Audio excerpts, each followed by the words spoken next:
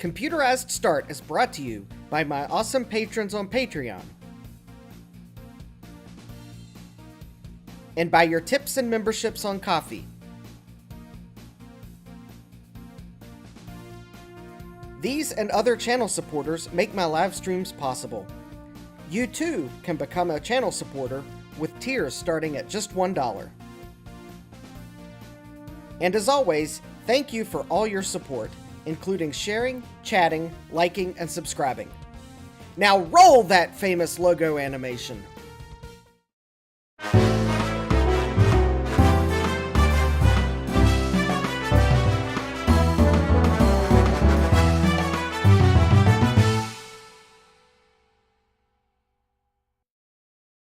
Good evening and welcome back to Computerized Start Live. And I think I have an interesting stream tonight. But first I'd like to welcome folks in the chat. We got Frank S., Thomas Armstrong, Everything is Broken Garage, Starbuck Tech, One Bit Fever Dreams, Joe's Computer Museum, where I don't think he has enough orders for the week. Trina's Technobabble, Dave's Vintage Apple Tech. Let's see, Thomas Armstrong, think I said hi. Eric's Edge, DJ Craze, welcome everybody. So before we get started on tonight's project, and RetroTech Chris squeezing in right in the nick of time. Before I start with tonight's project, I thought I would give a slight update because I know some of you all are wondering about the 386 motherboard that probably doesn't deserve to be sitting on top of the G4 there, but it was an open shelf that would fit everything. No, I still haven't got Windows 95 to install on it. We are not dealing with that tonight. Also, for the Pentium 2, I will probably have to do yet another I made more mistakes video or live stream. Maybe I will save the live stream and just give you all a video because I think I made more mistakes. But yes, I have done something to the broken card so that I will not confuse it with the fixed card. And I did make sure that the X was on the card before I did my undoing on it. So I will not be able to use it as a SB Link card because I removed the header and I removed the two resistors.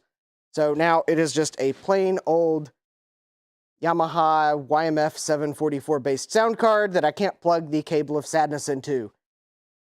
But I think you all came here tonight for the 486, which let me see if I can get the framing just a little better on. But I have the 486 on my bench, which if you were watching, I think it was Joe's stream the other night, I was having trouble with it. I was having so much trouble with it, I almost thought I was going to have to call the stream, or at least change the topic yet again. I was actually afraid I was going to have to do the I made more mistakes live stream on the Pentium 2, but I'm sure people were getting tired of that. But then I figured out what I was doing wrong, and I'm not sure it was necessarily what I was doing wrong. So, anyways, if you were watching Joe's stream, I joined for comic relief. I took my comic relief glasses upstairs, so I can't put them on. But I was having trouble getting MS-DOS 622 to install on this computer. And I thought the installation curse had come back to spoil my fun. But yesterday, I received something in the mail that I had bought. I thought I was buying it just for comparative benchmark purposes. You might actually see it right here. It is an Intel 486 DX2, the one with write-back cache. And I was able to get DOS to install using it. So therefore, right here is the reason why I was not able to get DOS to install. This processor must be incompatible with this BIOS that's on this board, or something like that. Because I suspect this processor works. I think it's incompatible with the BIOS. And Joe was thinking very strongly that I had bad RAM, even though I had parity checking enabled. I guess I could have still had bad RAM. On a whim, though, I put the 48060X2 in because I was going to put it in anyways.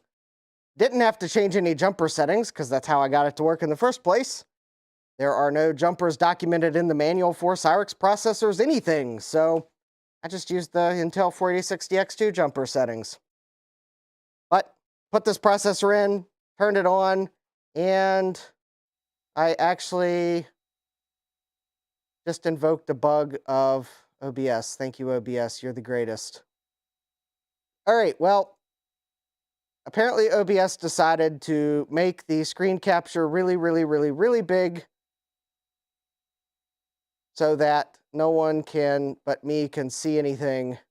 So hold, please. But you can probably see that Checkit is running because I was able to get MIS-DOS to install. Then I was able to get Checkit to install. And then I was able to run Checkit. And it's claiming, general failure reading drive C. Okay, well, maybe I don't have all my gremlins resolved, but retry. Oh, there we go. Oh, I bet I need to turn off the sleep feature of this controller because I don't think DOS likes it very much. There we go. But the memory test passed. Three runs of it. And then exiting Checkit Pro. Come on, Checkit Pro, you can exit. But yes, I've got MS-DOS installed. I have benchmarks installed. I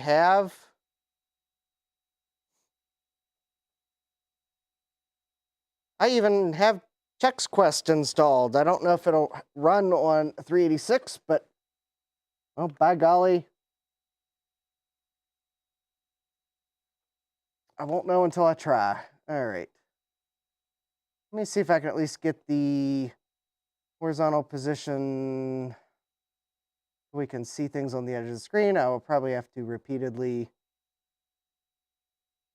You know, if I had time, I would look into the serial port programming of this thing so I could have a button on my Stream Deck. And yes, I said Stream Deck, not Steam Deck. So I had a button on my Stream Deck that I push it, and it'll run a program that'll send a serial command to my scaler to tell it to move the screen over a little bit. Hey, Zodium, welcome. So, I guess for benchmark purposes, I will run some benchmarks here in a moment so that we have a baseline, because the benchmarks I ran on, I think it was Dave's channel the other day, aren't valid because I got a different processor in here. But you might be asking, what have I in store to try to upgrade this system with? Well, I have a few goodies here. So first of all,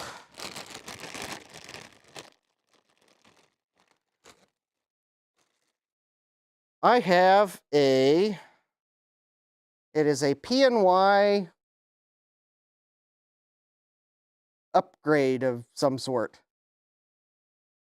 So there's the PNY brand. It's got the AMD 5X86 on it. It's on a little adapter doodle because it's the thing that needs an adapter doodle. It's got jumper settings, and you can still find the jumper settings online. This is supposedly just like plug and play. How hard could it be? Could be incredibly hard. It could be incompatible with this BIOS. We'll see. Although, given the lineage of the AMD processors versus the Cyrix processors, it has a better chance of just working. Because actually, that was one of the more compatible upgrade options, apparently, besides something like the Intel Overdrive. And for those of you that are concerned, because the last one I showed was the wrong one, this is indeed the PODP 5V83. And this goes in the Intel Overdrive socket. It has a few slightly bent pins I will have to tweak back into place. But this is a plug-and-play upgrade and should be compatible. I do believe I will have to set a jumper setting on the board for this because it has one for it.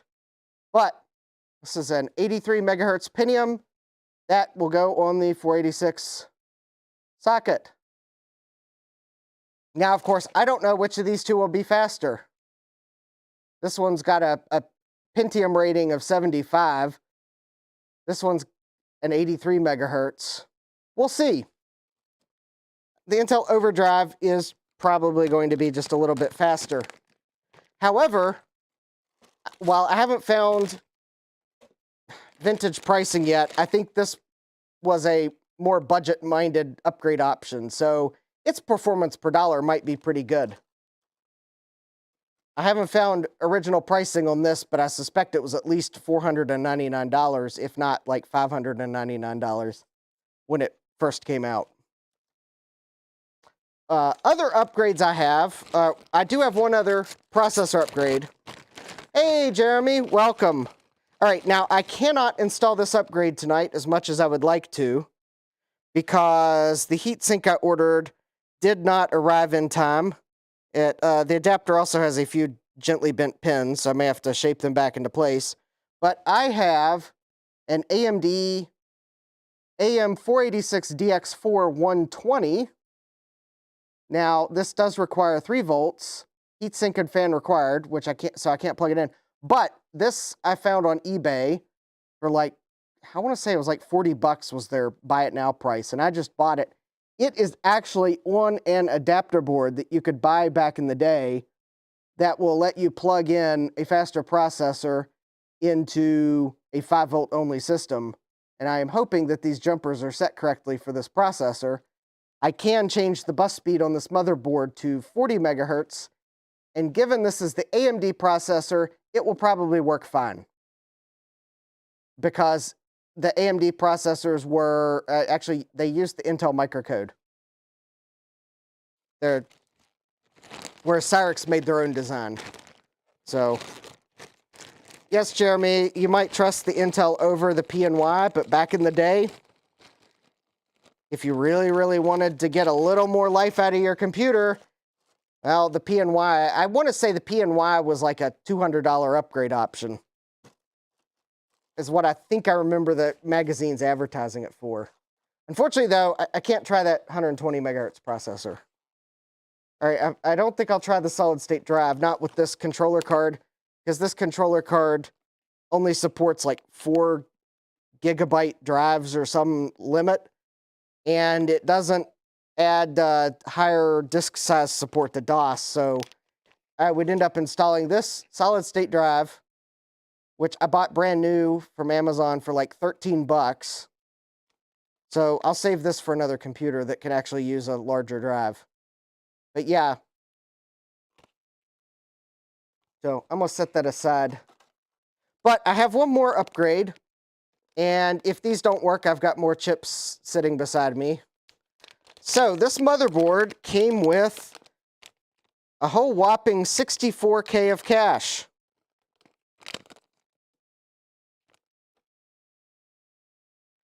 And because I was ordering chips from China, I went ahead and ordered, I think, a dozen cache chips. Now, assuming these are actually the cache chips they claim to be, these are UM61 256 AK-12 cache chips. And 9 of these, because there's 8 cache chips plus 1 tag RAM chip, will upgrade this board from a lowly 64K of level 2 cache all the way up to 256K of cache memory. I'm even going to see if extra cache memory helps the performance. But before I get into starting the benchmarks, yes, there are a few other announcements because I am very bad about repeatedly making them during the stream, but that's because I don't want to make you feel like I'm always asking for things.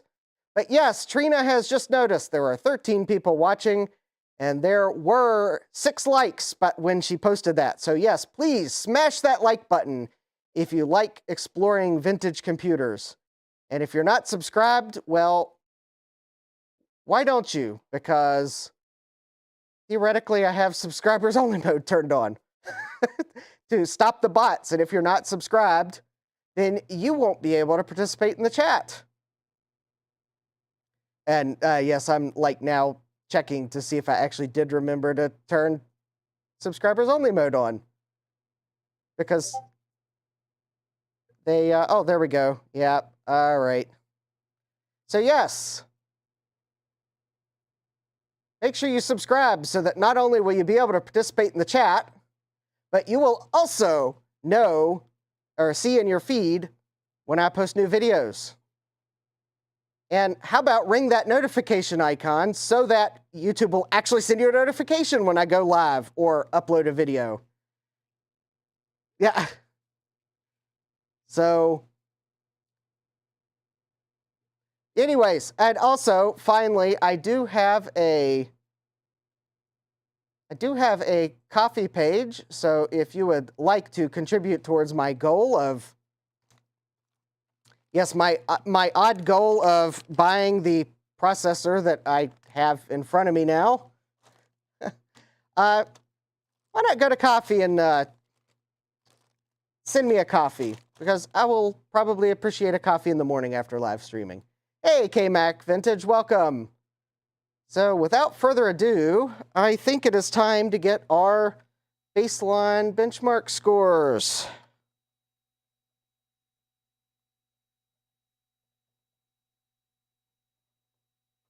And because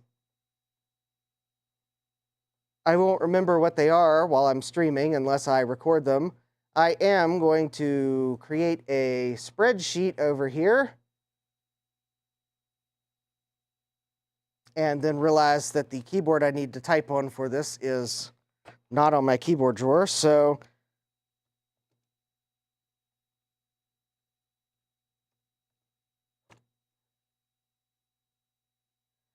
we'll start with, I'm going to start with the 3D bench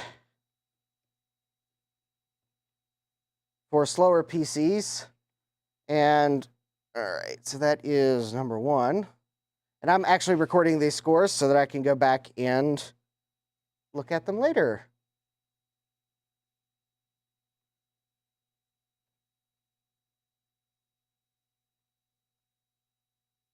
And already it looks like we are going decently fast. All right, and our 3D bench score for slower PCs came in at a very respectable 29.4 frames per second. So I would say for a DX266, that's a decent score.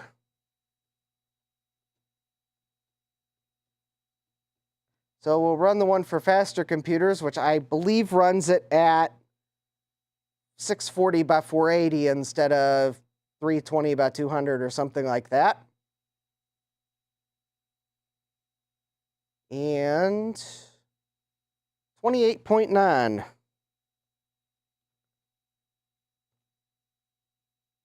So I don't know exactly what it does differently. Oh, it's that key. All right, Chris's 3D benchmark.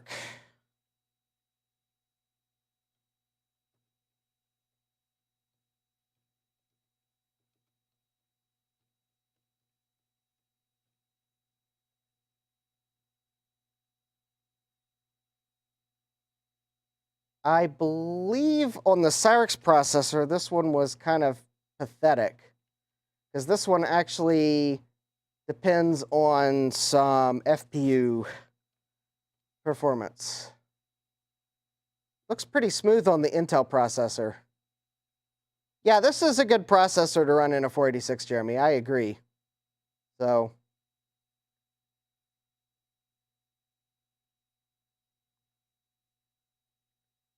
29.9.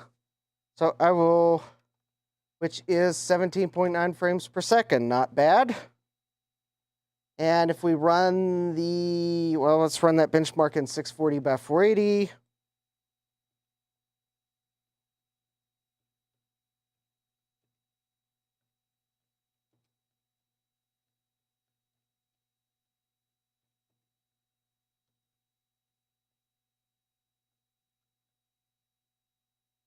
And the, let's see, this is for,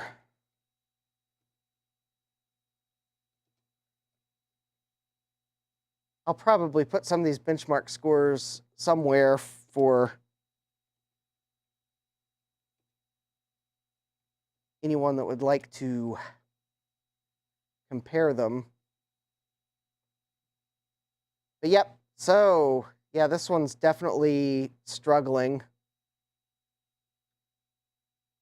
This benchmark, the Pentium Overdrive, will probably see a really nice improvement. I don't think the AMD 5x86 will improve this one much, because I think this one is probably more reliant on the FPU. And Pentiums have good FPUs. There's definitely one advantage of the Pentium Overdrive compared to the other Pentium level processors is Intel really upped their FPU game and everyone else didn't.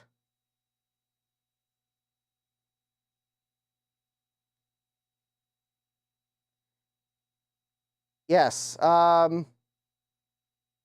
you want to make it work, sweet, you got to run Alley Cat. Okay, I'll keep that in mind.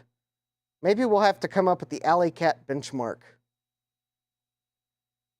And Jeremy, yeah, the Cyrix CPUs have the single pipeline, yes. Also, I believe the Cyrix CPUs were not as compatible because Cyrix processors were their own design, whereas AMD really, I think, relied on their knowledge as a second source manufacturer of Intel parts historically. So their designs were very much like the Intel processors, where Cyrix kind of did their own thing. Not that Intel didn't try suing both of them. All right, and that garnered a score of 8.4. Now that one I suspect the Pentium will probably improve. All right, and I see my scaler is not going to remember its settings as it switches version. So this is the PC player benchmark.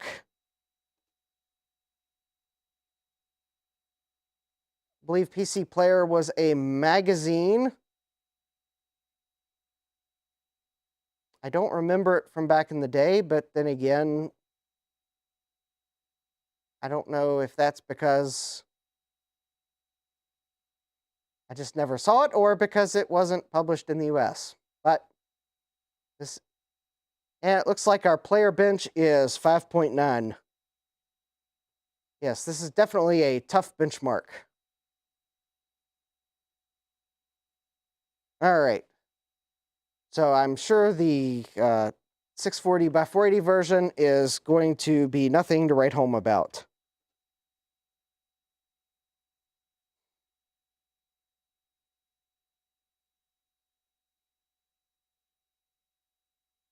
And these are quick benchmarks. I mean, I have to say the detail level of this benchmark is really nice. 2.3. I believe the PC player benchmarks will also be helped by the Pentium upgrade. All right, and now the Doom.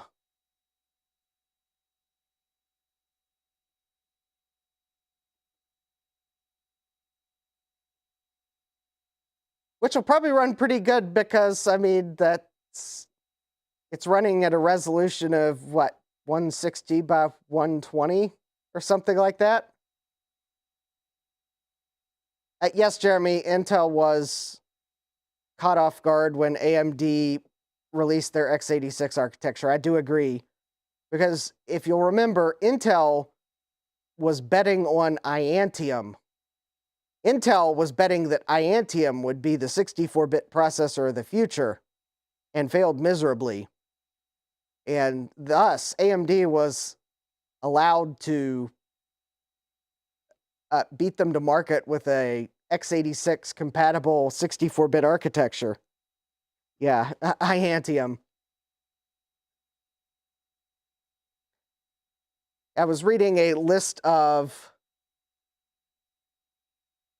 All right, so this one is, so frames per second, so it is 2134 real ticks times 35, and that gives us 36.88. That does not seem correct.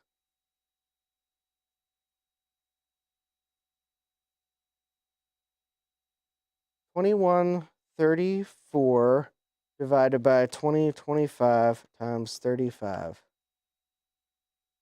Okay, yeah, I guess that was about 37 frames per second, but at a resolution no one's going to want to play. The real resolution that people would want to play, there we go.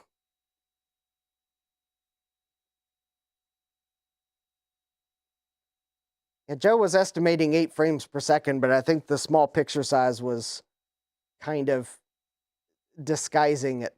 Now, this one definitely feels like it's around... This one feels like it might actually be about 8 frames per second.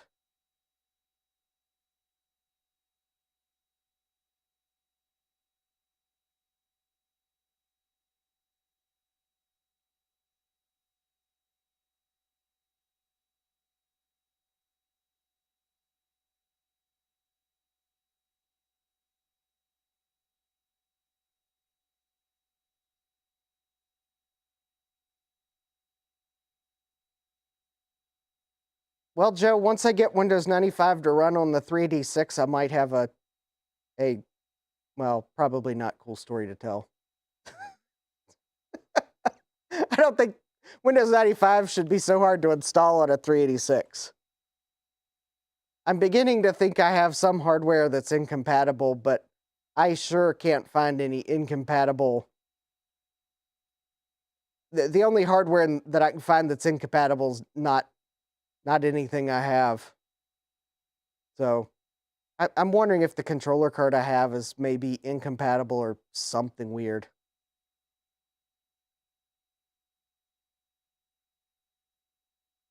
Because I've tested the RAM. The RAM seems to test okay. It's a processor that I know is supported by the BIOS.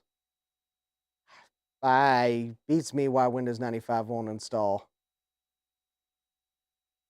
I mean, I do know that I put that controller card in the 486 and it acted really weird. But I also had the Cyrix processor installed, which might have been the cause of the weirdness.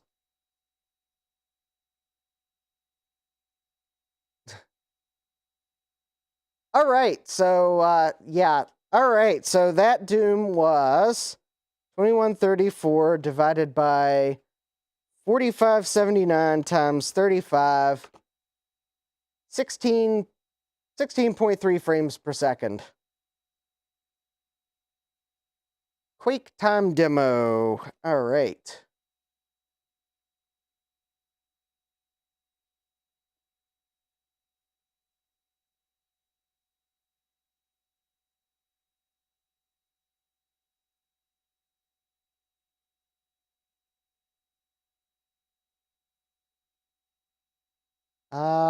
That's weird.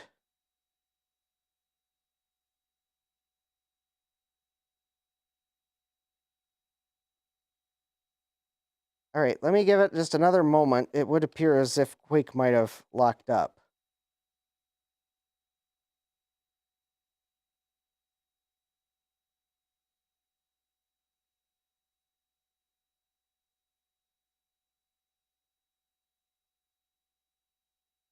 Nope, just being really slow.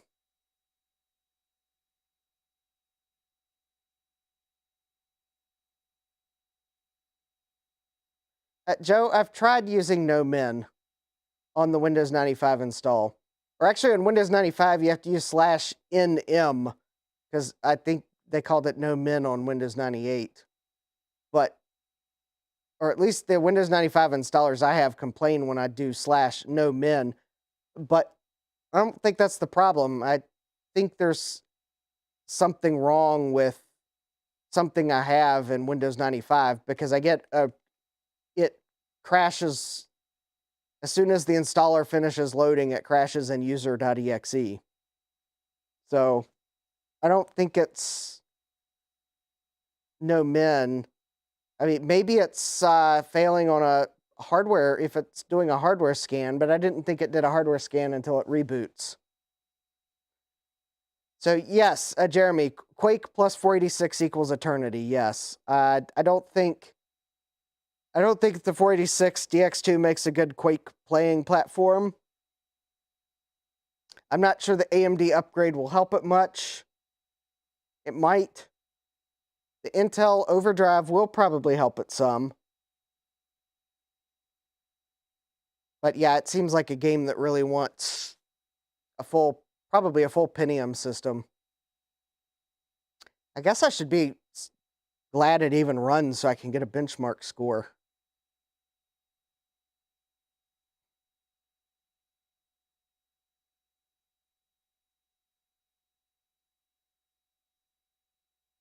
Also, I was reading an interesting forum post today, or at least parts of it, that was saying how these caching Visa local bus controllers actually can slow down disk access, not speed it up, which I found that interesting. So, although that was it's more prominent when you have a disk that has a built-in cache, because that cache is usually faster than the cache on the VLB card. But I don't think the SanDisk compact flash card I'm using has a cache, so it probably is speeding it up a little bit, but I'd have to run a benchmark. And I don't think you can disable the caching on this card, so I can't get a before score.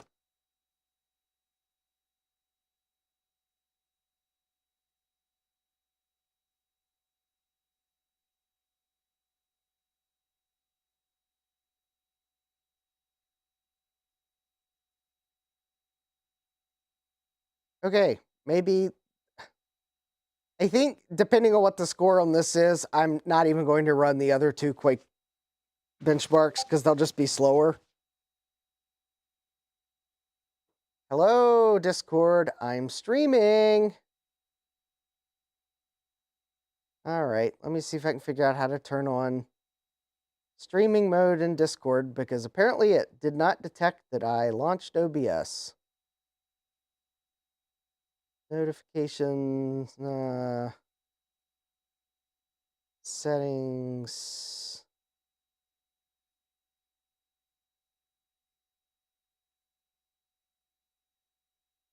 Streamer mode. There we go. Streamer mode is on.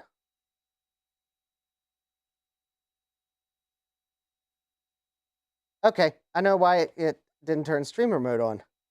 Wow, 4.4 frames per second. I'm not even going to run the other two benchmarks. Not on this processor.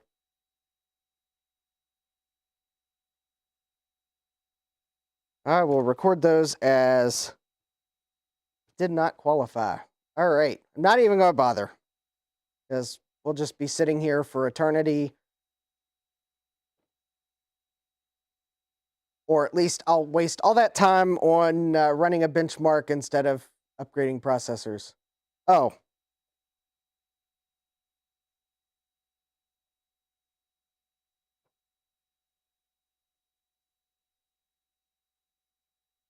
Okay, let's see here. So I guess the next benchmark is Landmark.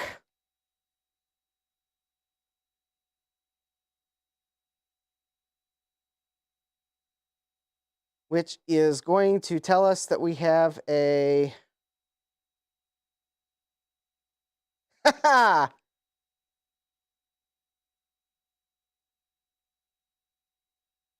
Actually,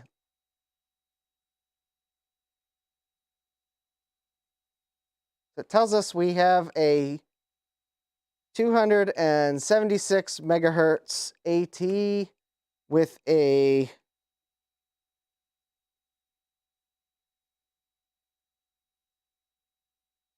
I'm recording these scores separately, 476 megahertz FPU, or 8287 specifically. Pretty impressive. And I guess just if anyone's wondering that I have the turbo switch in the correct position, I just turned the turbo switch on, so there you go. So you can see I do have the turbo switch in the correct position. Oh, and interesting. It's saying it's running faster now. All right, well, that's fine. So, top bench.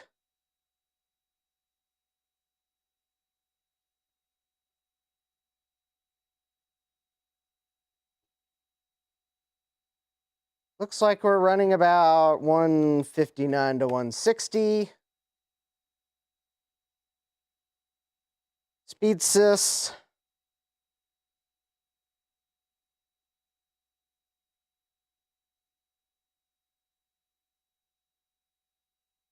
All right, this one's going to take a minute or two to run, so I'll set the keyboard aside. And this one's going to give me several numbers I'm going to need to record, and I don't remember what they are.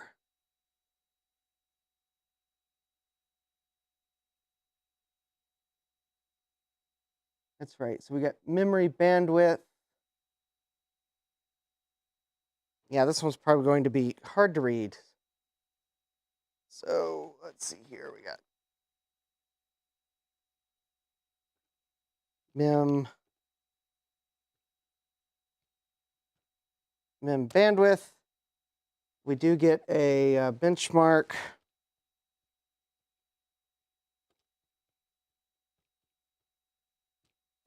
All right, so the memory bandwidth is 15.42 megabytes per second. The processor benchmark is 20.72, which that does put it squarely in line with the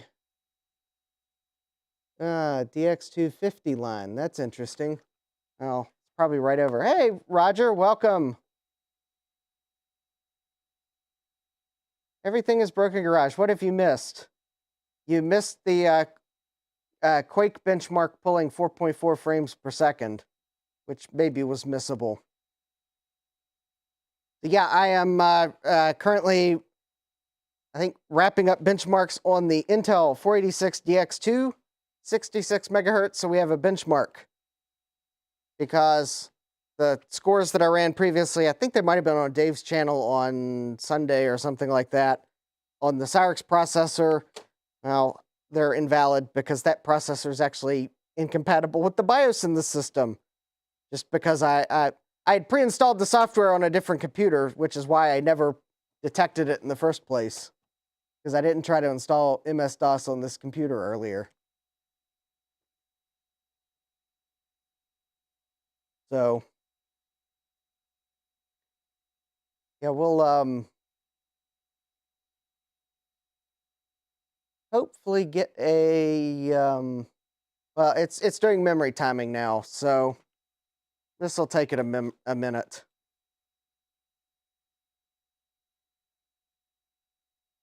The memory timing I expect might be changed by the cache, but probably not the processor speed.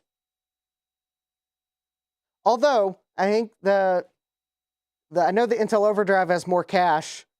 This AMD one might have two.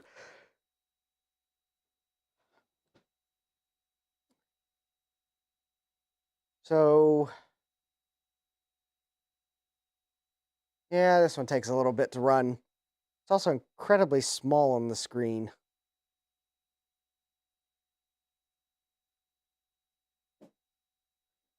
Ah, yes. The Naboo. Yeah, I'll get one someday.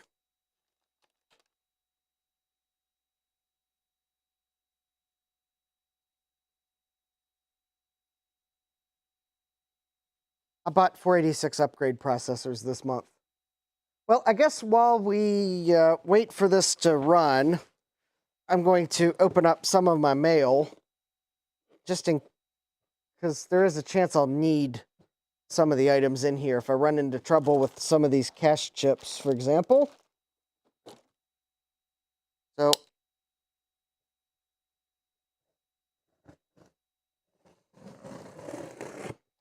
if anyone sees this box, it's pretty long, and that probably will be a hint as to what's in here. Especially for anyone that's ordered tubes of semiconductors.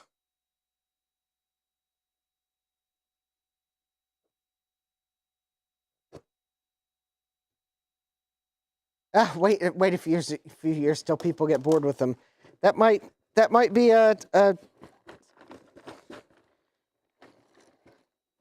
one way of getting one. Oh, cool. Cardboard packing material. That's actually pretty nice and reusable, so I'll toss that to the side.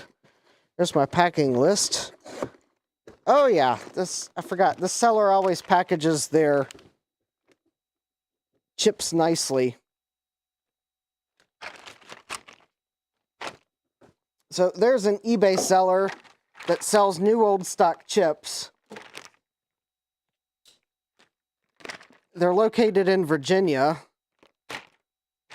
So I got their order in like 2 days as soon as they sent it. And I believe these are actually new old stock chips. I'm still racking my brain as to what business it might have been that used these chips. But so I have, in case they're needed, I bought a tube of VIA VT82C42N keyboard controllers. So these are pin compatible with the Intel 8042 and other compatible keyboard controllers that you find on, I think, 8088, 286, 386, 486, and even some Pentium motherboards. So that should hold me over quite a while if I have more motherboards with bad... Oh, yeah, actually, I forgot. I bought 2 tubes of them because they were at a decent price. So I should have enough keyboard controllers to fix motherboards for the foreseeable future. I also bought... yes. I bought a tube of... Oh, I bet he put both of my orders in the same box. So I bought a tube of cache chips. So these are the ISSI 61V256-12Ns. So 12 nanosecond SRAMs. So those should be, if the ones I bought from China are bad, those should be good.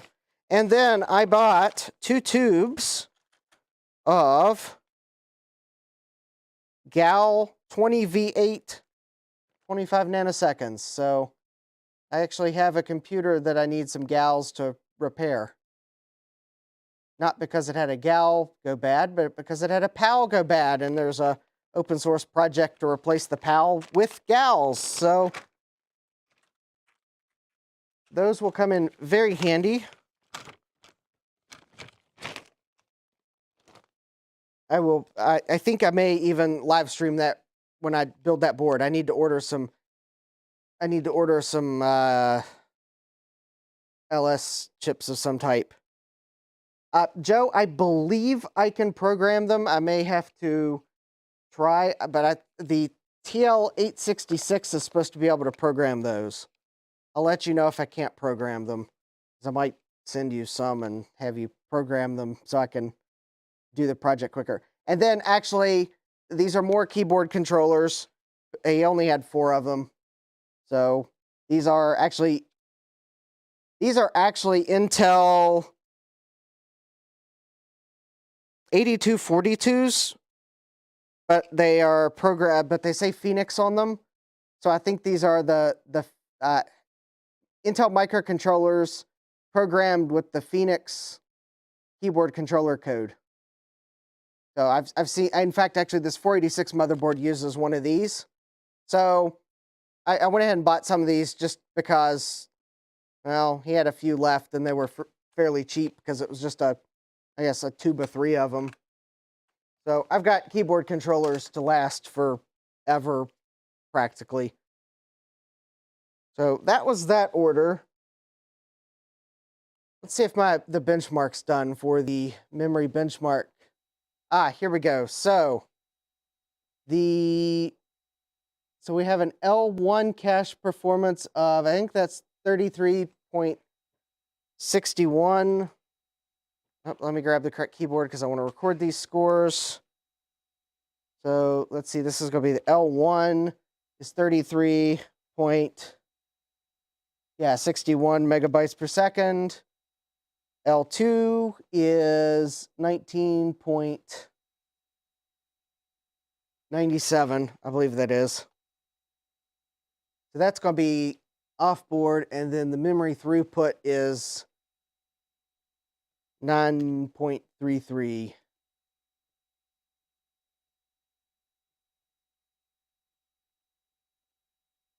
All right.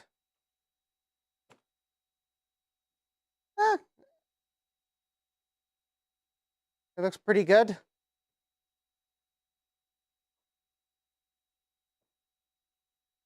Yeah, it's actually a neat project. I'll probably live stream building one. Hey, Rudy, welcome.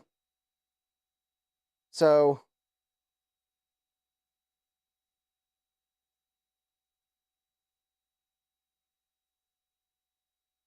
oh, Jeremy sent a Facebook Marketplace link. Oh, and I'm not signed into Facebook. Okay, I'll have to check that out later. I'm not signing into Facebook right now. I've got better things to do than browse Farcebook. Come on, want to exit the benchmark. All right, I think I've almost run all of the benchmarks. See, that was speed sys.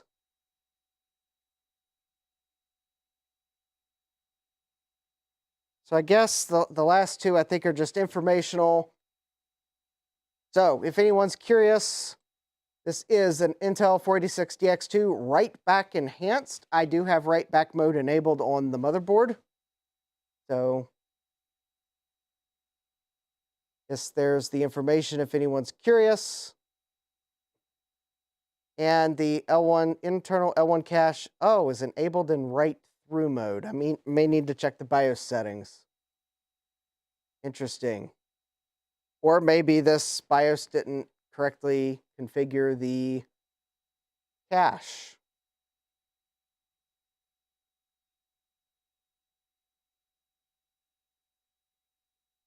All right, now I'm really curious what Jeremy sent. All right, while we wait for that to run, I'm going to sign into Facebook, I guess. Log in, and then it's going to bug me for a code, I think. Oh, that's right.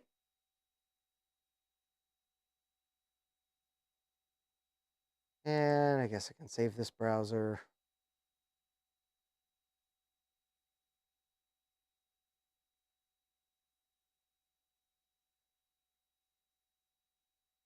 Yeah, that link just kind of sent me to the...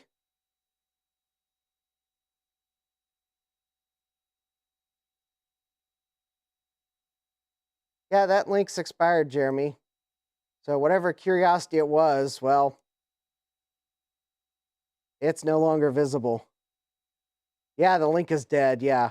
Yeah, don't forget to hit that like button. I'll also check the cache setting on the motherboard because I thought I set it to write back. So actually, the cache might actually perform better. At least the level 1 cache. Now, I'm still wondering if the level 2 cache on this motherboard might still be write through. But at least maybe the level 1's write back. Well, let's see what cache check says. Maybe cache check might tell us the right thing.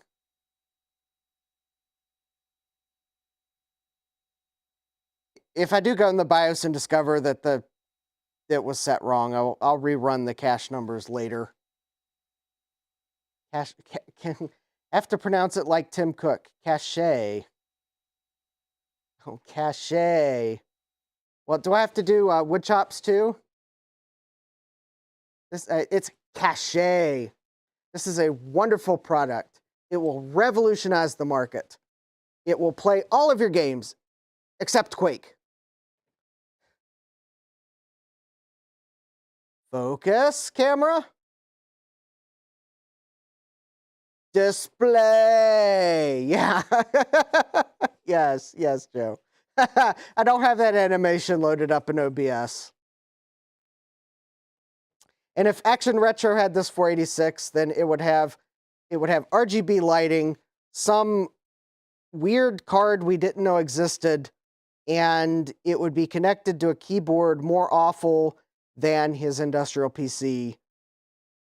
And it would probably have some upgrade card that only 2 existed of that no one knows about because it's so rare, and he managed to snag in Philadelphia on a street corner somewhere.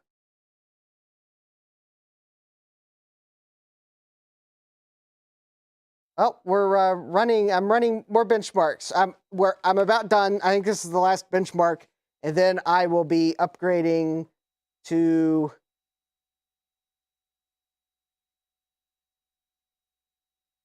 Oh, yeah. And Ryan saying the card also has to stick 6 inches out the back. Yeah.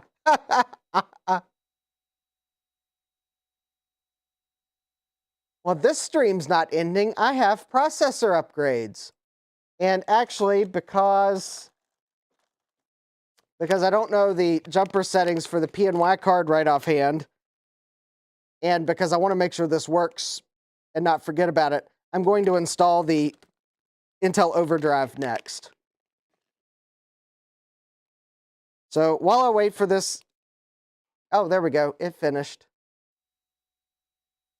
So this machine seems to have both L1 and L2 cache. That is correct. L1 cache is 8K, 62 megabytes a second. L2 cache is 64K. Yep, it measured it correctly. 31.3 megabytes. It looks like megabyte 16 isn't being cached. Very interesting. May mean that I have something set wrong in the BIOS. Because I do believe there's a setting to disable cache for a part of memory, and I may have accidentally turned it on. So this last one, whoops. Oh, didn't mean to do that.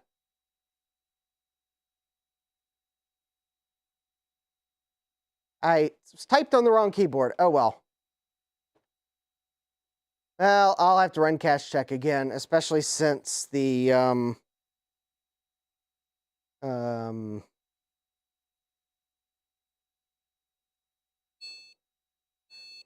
how do you quit back to DOS? I do not, because I can't read the key because it's off the side of the screen. Fine. Oh. Whoops. Hold on. Nope, the computer didn't crash. I pushed something into one of the buttons on the scaler. All right, menu, enter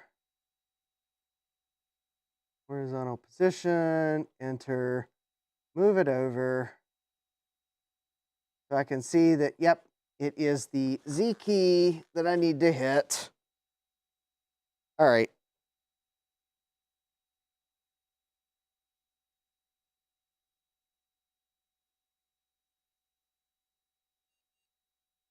Keyboard error, press. Yes, there's a keyboard error because I hit delete to go into the BIOS.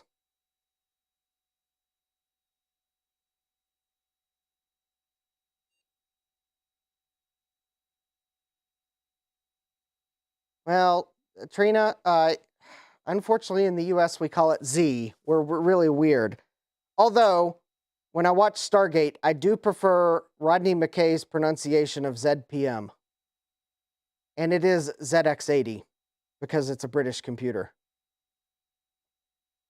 I do at least know when to stop my brain from using the wrong pronunciation of the letter. All right, so let me check this here real quick. So advanced chipset settings, cache type control.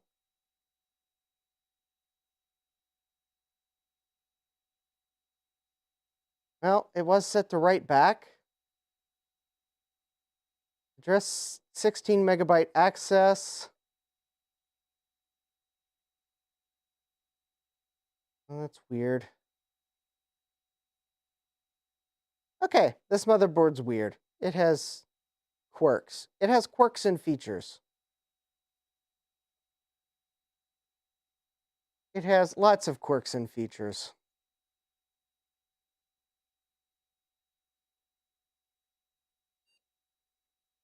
It works, but not every motherboard was a winner. This one probably could have done with a BIOS upgrade, because it does appear as if, even though I have write back set in the BIOS, that it's configuring the processor for write through. So maybe I need to, I think there's a DOS utility I could run that will change the cache mode on the processor.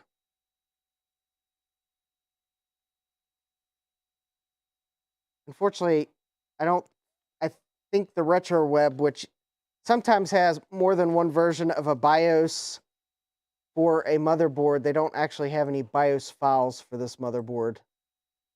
So I guess if anything, maybe I should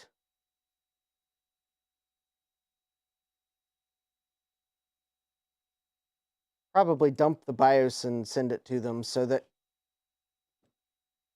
someone else, if they have this board and their BIOS is dead, they can at least reprogram what I have, but I don't have any updates for it. Unless I happened across one today and didn't realize it. I will check on that. All right, so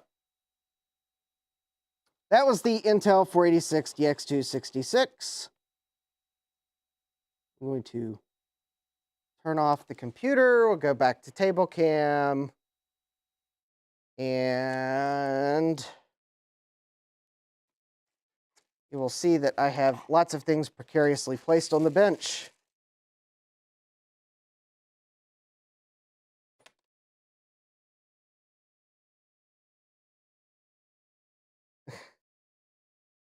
All right.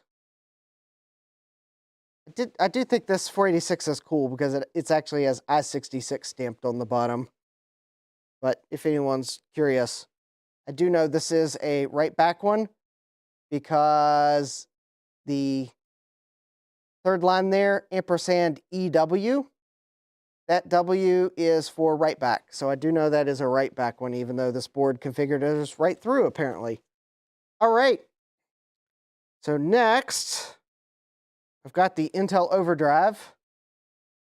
Some of the pins are slightly bent, but I'm going to see if maybe by chance they're maybe not.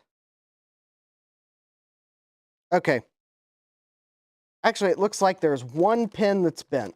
So I think I can very gently bend it back into place here real quick. At least get it close enough that it'll go in the socket. I mean, the seller... Oh, there we go. All right. And it's in.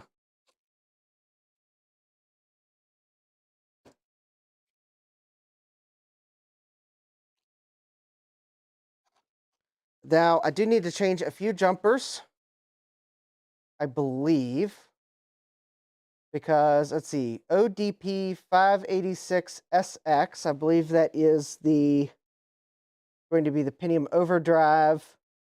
So JP4, so I need to change JP4 and JP5, which I think are the multiplier So JP4, I need to change to pins 1 and 2. And JP5 needs to be closed. And in order to do that, I need a... Oh, okay. Hold please while I find a jumper.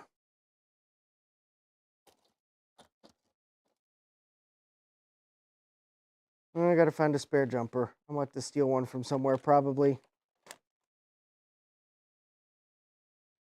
Oh. I know where to steal one from.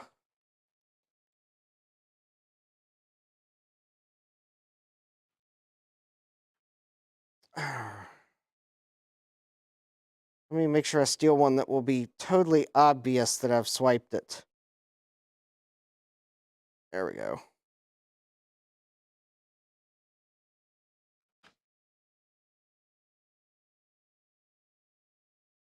All right, there we go. Drum roll, please.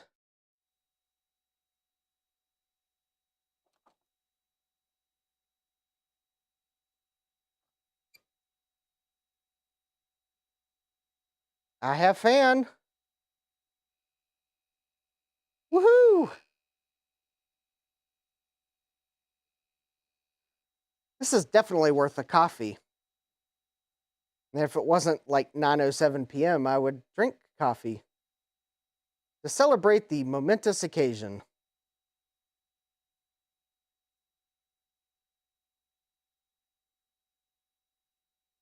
Because your coffee tips help me buy things like this Intel Overdrive processor that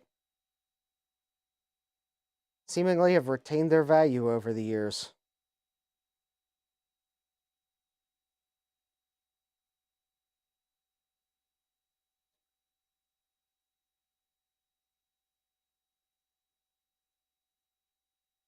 I think I also wanted to go in the BIOS and double check the settings, but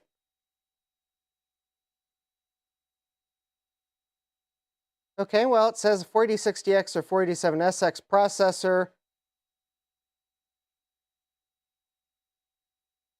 But I think that's correct. I think the BIOS had me set the settings for, let me see here. Let me look at the manual. So it had me set the same jumper settings as for, yeah, a 486.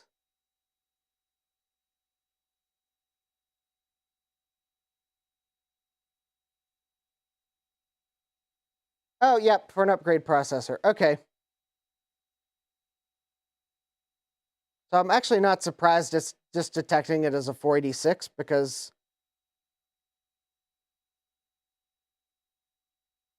I don't think the BIOS actually knows that it's got a Pentium upgrade in it. It just knows it's got an overdrive processor. Well, I'll run a utility that'll tell me what's in it just to double check. Okay, I'm just checking just to make sure that the BIOS settings appear correct. Okay, I'm pretty sure right back it should be correct. Okay, I don't think I think the BIOS settings were correct for this processor.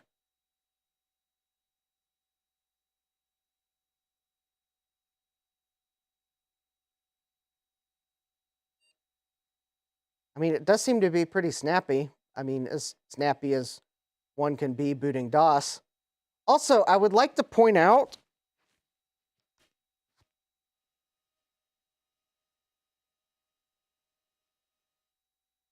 that that's the fan sound. Listen to this fan. It sounds good.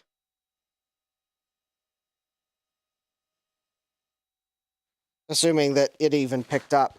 So many of these fans are so clogged with dirt, they just make horrible noises. This fan sounds good. It actually looks pretty clean. I'm not even sure this processor was used that much. So I'm going to go straight to the CPU identification. And there we go. Yeah, oh, you heard nothing. Well, I hear a pleasant whirring noise.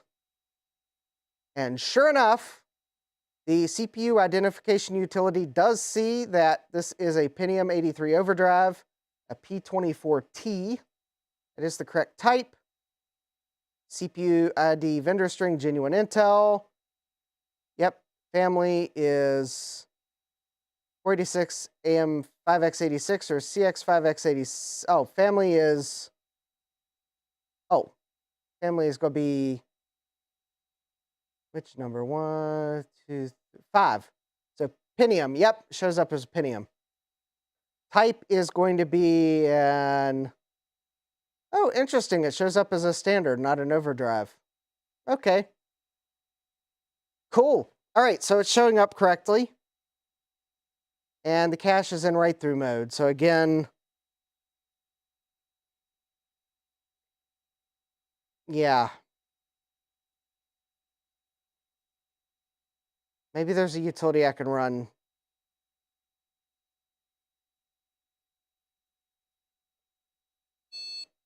Whoops, wrong keyboard.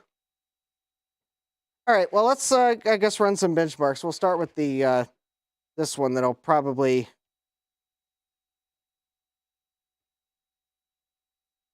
run fairly quickly.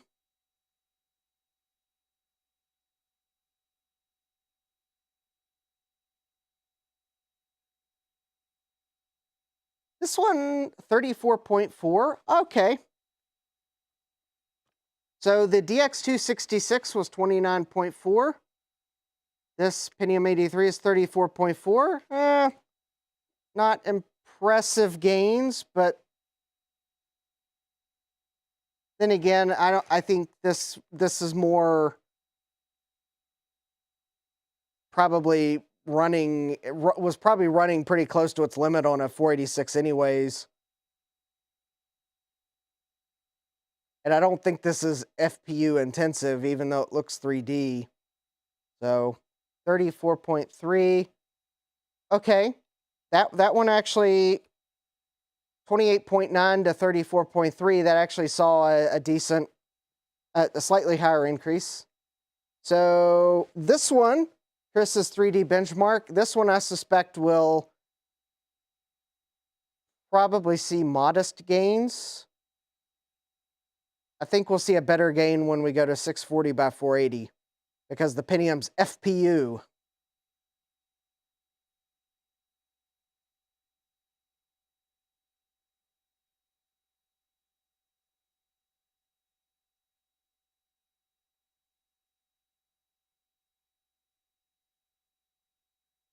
I mean, it looks really smooth. I wouldn't be surprised if maybe this gives us like a 40 or something. 37.9, which is 22.7 frames per second. So 29.9 to 37.9. Very nice.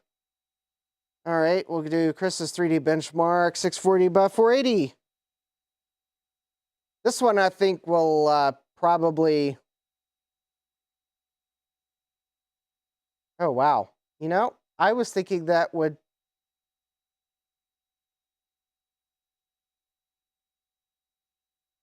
I was thinking that would be helped more than it looks like it is. Maybe in reality that was already running near its limit. I'm just glad my Pentium Overdrive works, though.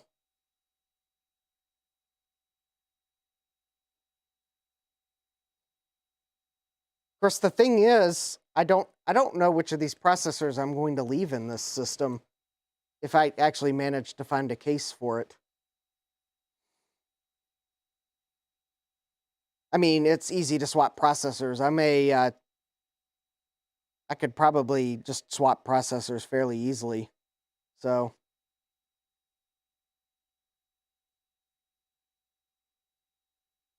we'll see.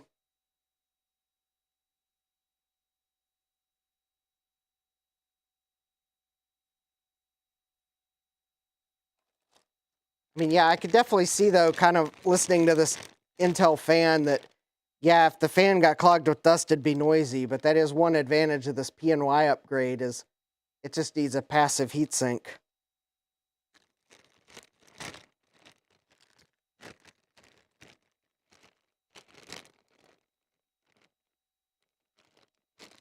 I am going to see if I can't start pulling up the instructions for it while we wait for Benchmarks to run, because I need the jumper settings. I think it is a PNY turbo chip.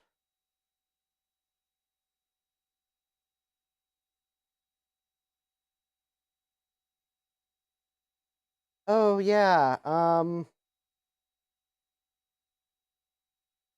Oh.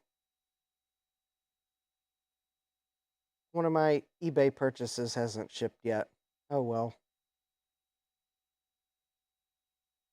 I felt 1-Bit Fever Dreams, you'll be maybe happy to know that I felt obligated, and I have bought me one of those Pac-Man light things for my shelf of decorations. Wow, 8.7. So the Pentium Overdrive didn't help that one. It went from 8.4 to 8.7. That's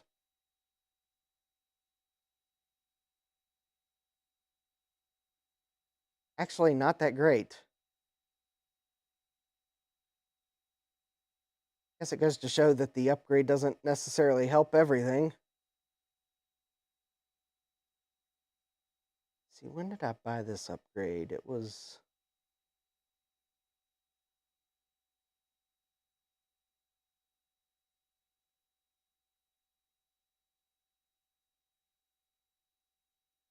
Oh, there it was.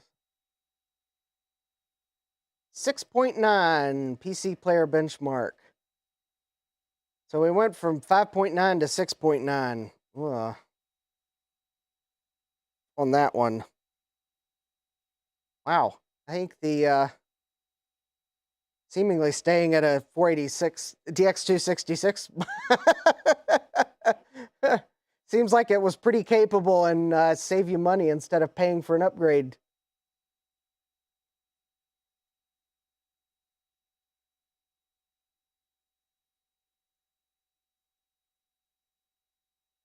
Maybe the MT RAM is making it slower. Actually, this I've got Hitachi. Whoops, sorry about that. I'm trying to type on one keyboard, and I keep getting the keyboards mixed up. I didn't get the score.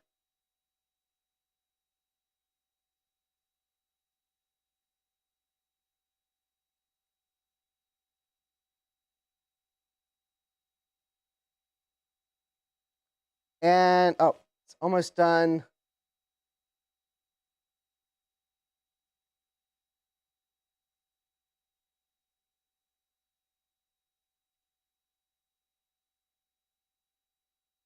And player bench 2.7. Wow.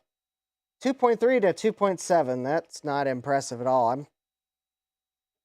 All right, I'm hoping maybe the Doom will redeem this upgrade. Can I play Crisis yet? That is a good question.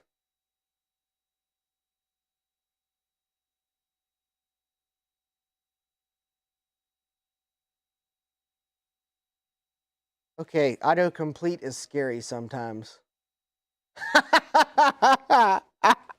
Okay, so there's apparently a website called Can You Run It?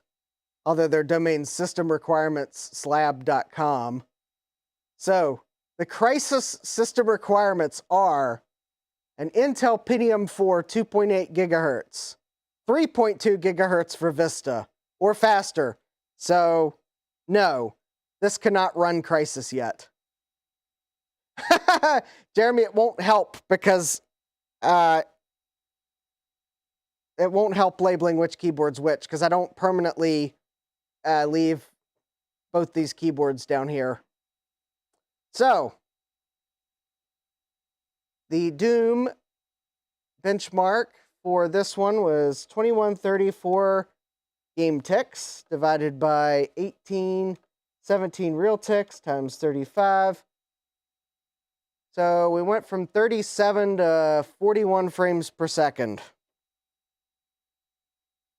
But I think the one that matters more is the one that's actually a playable screen size. Yeah, on this computer, you depress the turbo switch to make it go slower. There's one of these benchmarks I will demonstrate that it is in the faster mode. Also, it is running faster than the 486DX266. But yeah, I will enable turbo, push the turbo switch basically, and I'll run one of these benchmarks, and you'll see I have it on the correct setting right now. Actually, this actually seems to be reasonably playable for Doom. I mean, we're probably actually going somewhere about 20 frames a second, but that's reasonably playable. I think the better question is, will Quake run well? All right. While this finishes up, let me see if I can't continue my search for the jumper settings for this PNY upgrade. I know I found them, and I should have bookmarked the page, and I probably did bookmark the page.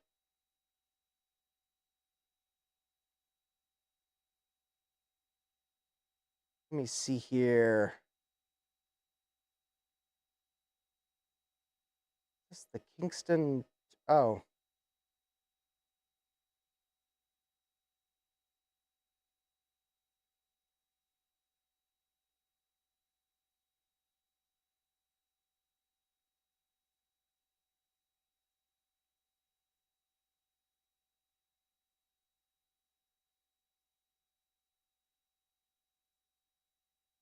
See here.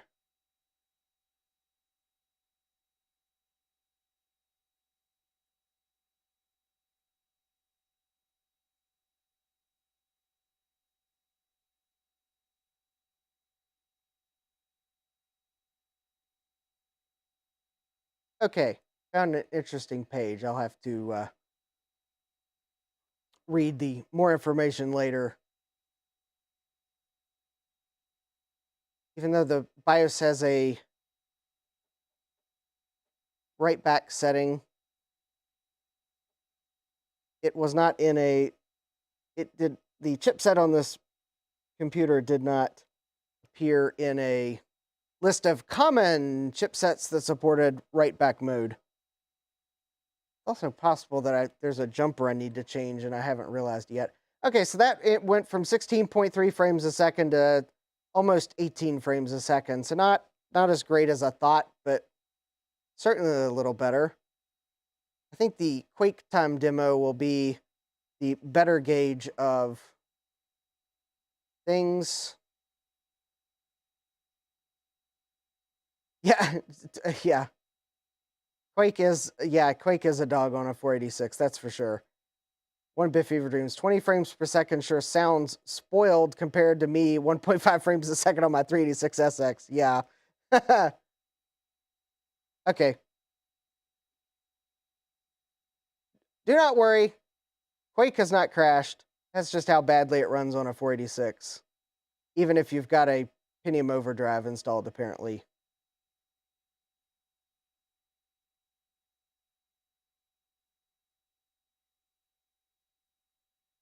All right. I'm still looking for the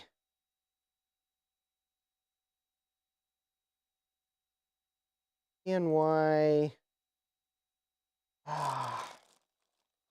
You know, I know the jumper settings are out there. I just got to remember what this thing was called. 5x86.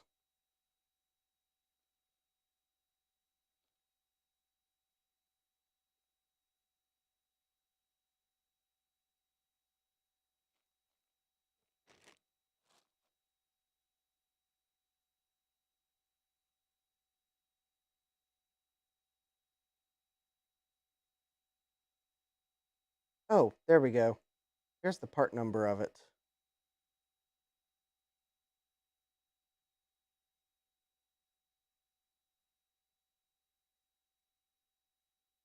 And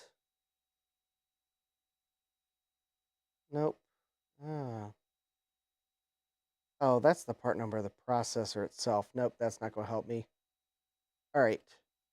PNY 5X86.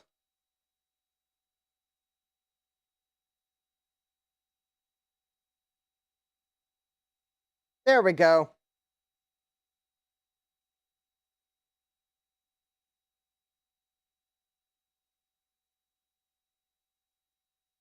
There we go.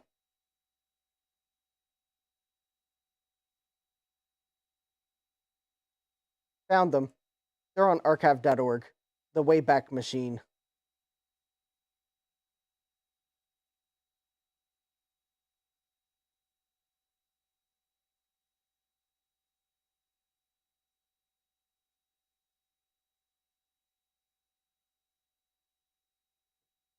All right, so while this continues to run at a really awful slideshow speed, so much so that I will not run the other two speed tests because this looks like it's running at, see, what did we get with the DX266? 4.4? Maybe 6 frames a second. I'd be interested what Joe's guess is. So let me see here. All right, good night, Rudy. Thanks for joining.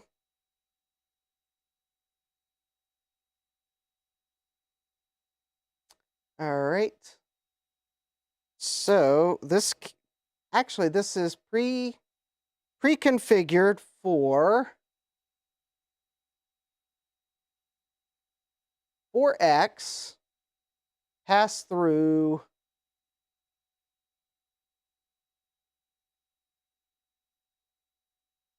right through.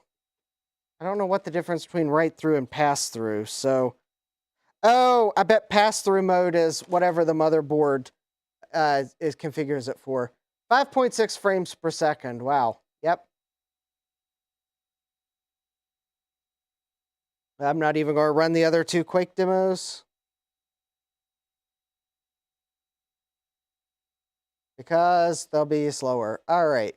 Landmark CPU. 508 megahertz AT with a 103 megahertz 8287. That's weird. No, it ran out of digits to print the speed. I was about to say, wait a minute, that can't be slower. It's 1039 megahertz 8287. So this is actually pulling almost twice. Well, it's not. So CPU, the 4060X266 was 276 megahertz equivalent. This one's 508. That's like 80 to 90%. The FPU is more than double. I knew the Pentium had a good FPU. Yeah, no. That landmark test is drunk past 1983. Just leave it out. Yeah. It's pretty much useless. Oh, but there is one thing, though, that it will do. So, if you were wondering if I had the turbo switch on,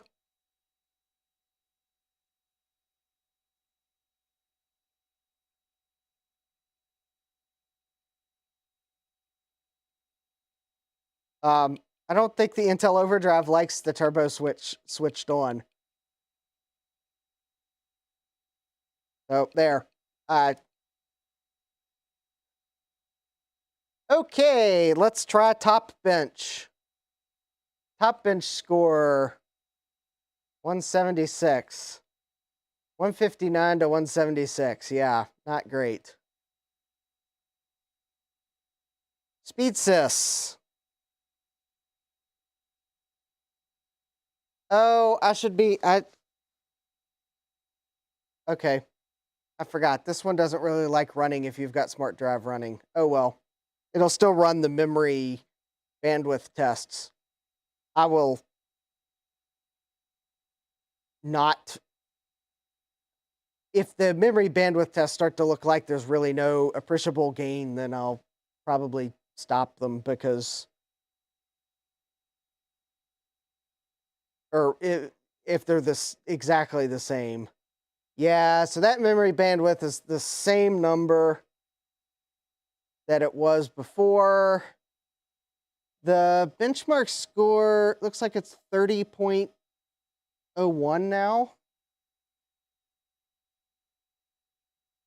which actually is a 50% improvement, because the 486 DX266 was 20.72, about a 50% improvement. Oh, Jeremy just found the original CPU and ASIC chip for his Apple IIc. They are horribly rusted. Yeah. Wow.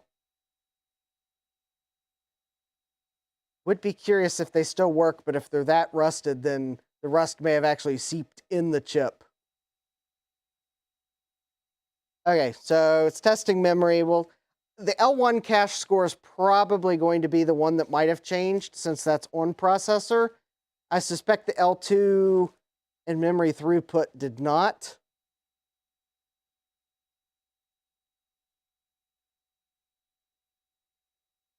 But it'll probably start to give us some memory scores here soon.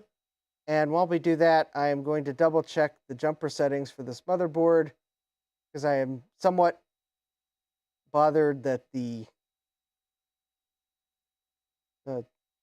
cache is not running in the mode I thought it would, but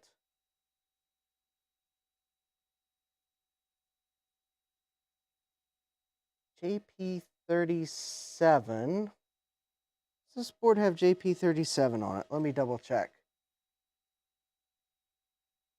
Make sure I've got the correct jumper settings. JP37 is... Oh, interesting. Oh, there it is. Okay. All right, I am looking at the correct revision of the jumper settings. JP37 is the Visa card chipset type select. Interestingly enough, there are a couple of factory configured jumpers that it says to not alter. I have no idea what they actually control. So, beats me if they have anything to do with cache.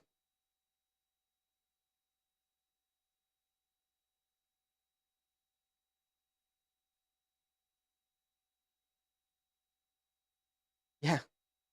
Oh, cool. Found an 8088 in an anti-static bag. That's cool.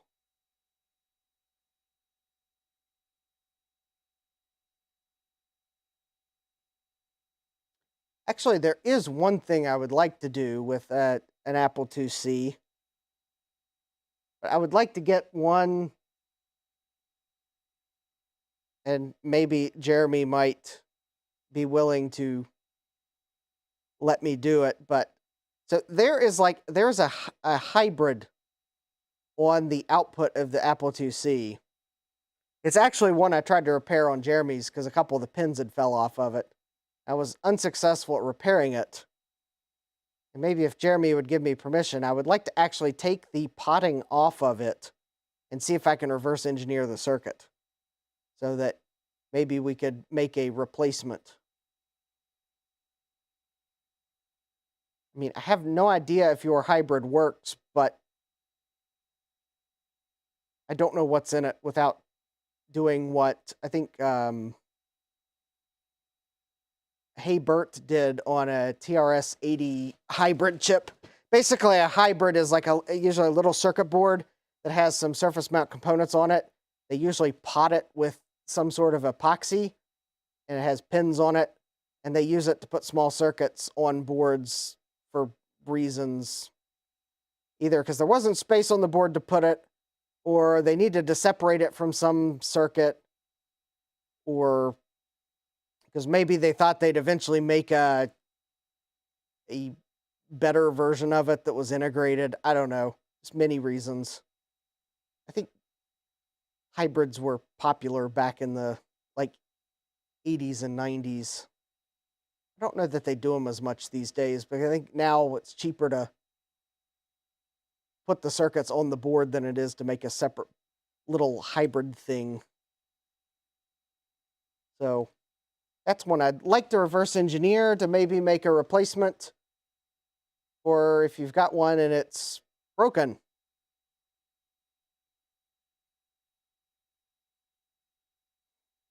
All right, do we have scores yet? Okay, almost.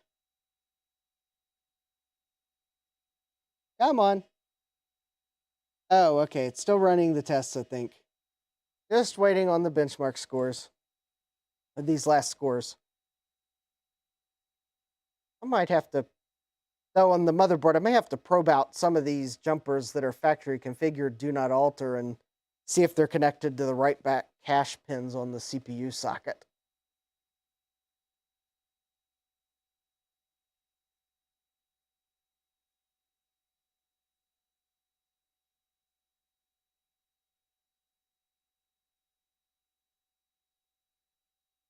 Okay. Oh, okay, it's still running. I was about to say, is it locked up? But no, I see the little green line running still. We're good. Although while we wait for this to run, what did I do with my... Oh, there's my phone. While we wait for this to run, I wanted to take a quick peek and... Oh, nope, it's done. I'll have to take a quick peek at another time. I'd found a collection of BIOS images, and I wanted to see if any of them were maybe potentially generically compatible with this motherboard. So the L1 cache, 48.17 megabytes. So that is maybe about 33% faster than the 486. The level 2 cache actually did get a slight bump, 20.21 megabytes. Memory throughput is unchanged, which I didn't... No surprise. Hey, Bruce, welcome. All right, we are... So that was CPU check. No, that was not CPU check. That was top speed sys. So CPU check, I already ran that one. We already looked at that. So cache check is the one that I'm interested in.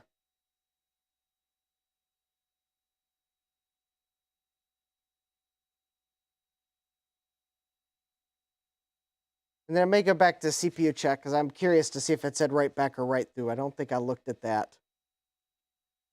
Because I'm beginning to wonder if this motherboard's not... if the BIOS isn't setting the correct settings to tell the CPU it supports write back.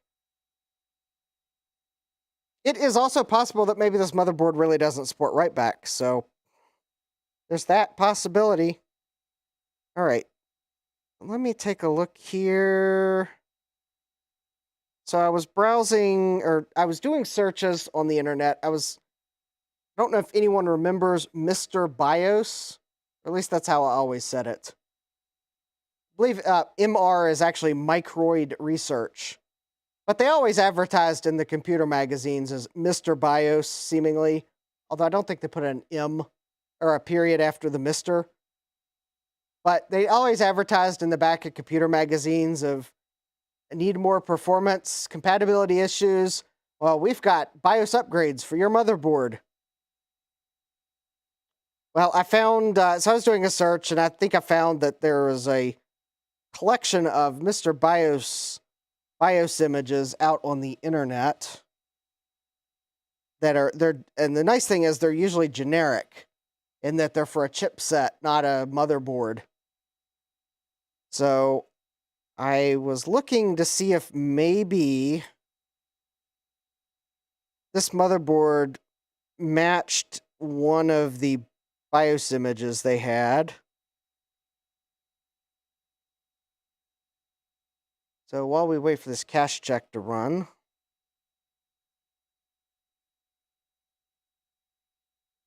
I'm browsing the 386 list first because I noticed this list I found that says what the BIOSes are for isn't organized very well, and there's some 486 boards in the 386 list. Go figure. 82C, nope, that's not it.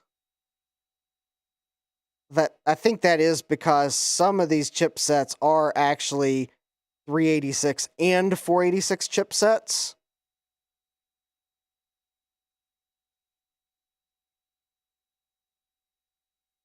Which I think's cheating a little, but well. Contact 82C596 is what's on this board. Nope, that's not a match. All right, let me check the 486 list. 82, nope, okay.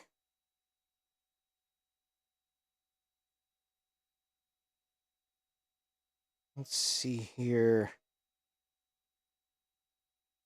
I think it would help to know if I knew who Contact was or became, because I think Contact became someone else at some point. Let's see here. 6.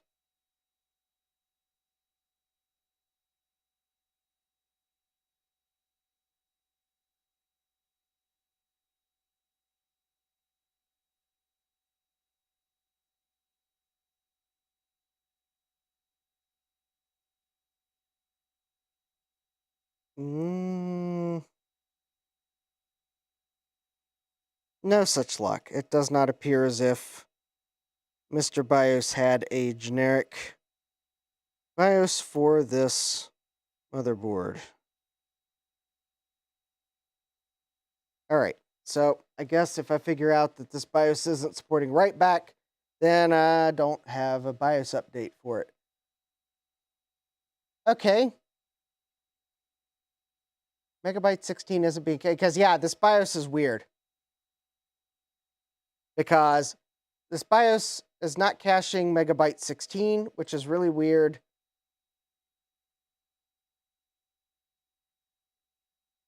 Okay, well, let's go back to CPU check. Did it say write through mode? Interesting. All right, well, let's I'm gonna go check something in the BIOS here.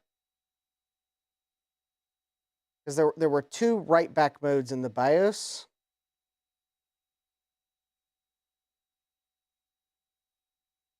Auto configuration is disabled. All right. Maybe I need to set it to write back dirty.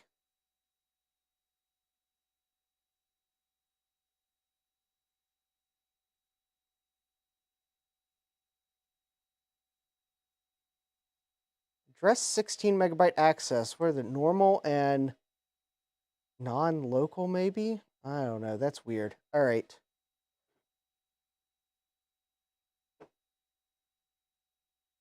Let me see if maybe this configures the CPU for write back mode.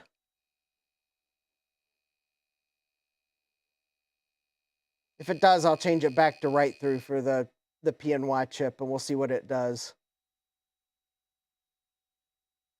But I did find this page that I found the link to the PNY jumper settings on. Did mention there weren't too many 5-volt motherboards that allow write back, which is weird because this 486 DX266 is a 5-volt chip, and it has write back on it. But maybe this motherboard is... Maybe this motherboard really doesn't support it. Well, we'll know here in a moment.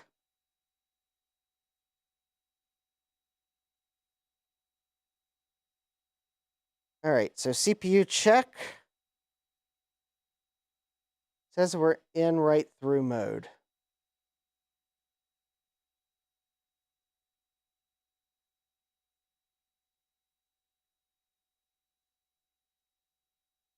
Okay, I'm curious now.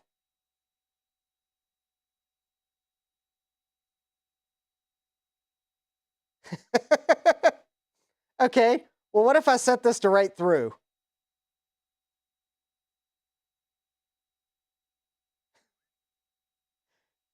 Because what if they got the two mixed up when they did the BIOS? Let's double check. I suspect this BIOS just doesn't support write back correctly. Recap a Mac.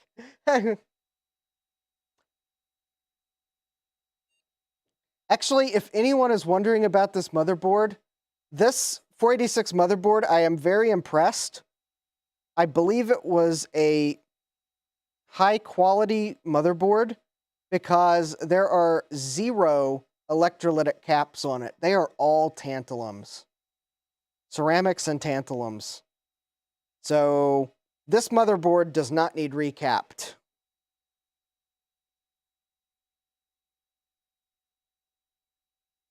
And I think recapamac.com.au probably doesn't have a recapping guide for it. A, because it's not a Mac, and B, because it has no electrolytics on it. So yeah, this is, I mean, I bought it because it had a Made in USA sticker on it, which I guess for this era of motherboards wasn't necessarily out of the ordinary, because there were still a couple companies making motherboards in the US. Of course, sourced from domestic and foreign components, but it was assembled in the US. And the price, it was actually at a good price. But maybe that's because everyone but me realized it doesn't support write back mode. Sure enough, this motherboard is not. Yes, so feel free to check. Yes, Bruce, I may double check your website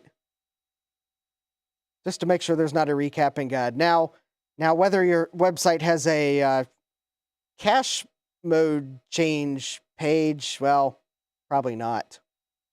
I'm wondering, it's very possible one of these jumpers that's marked on the jumper sheet, factory configured, do not alter.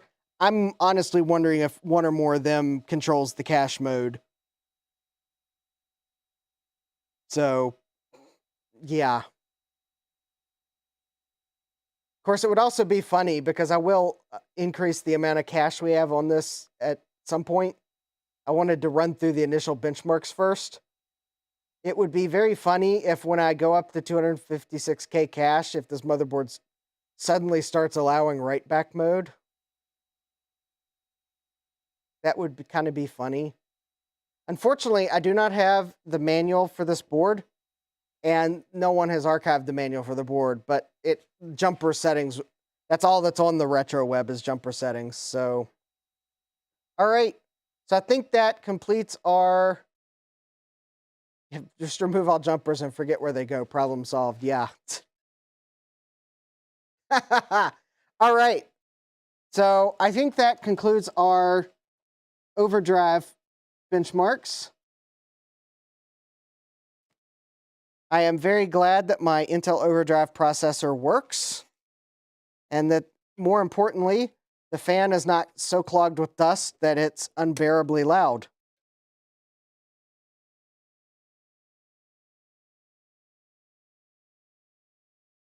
So yes, your coffee tips make things like that possible.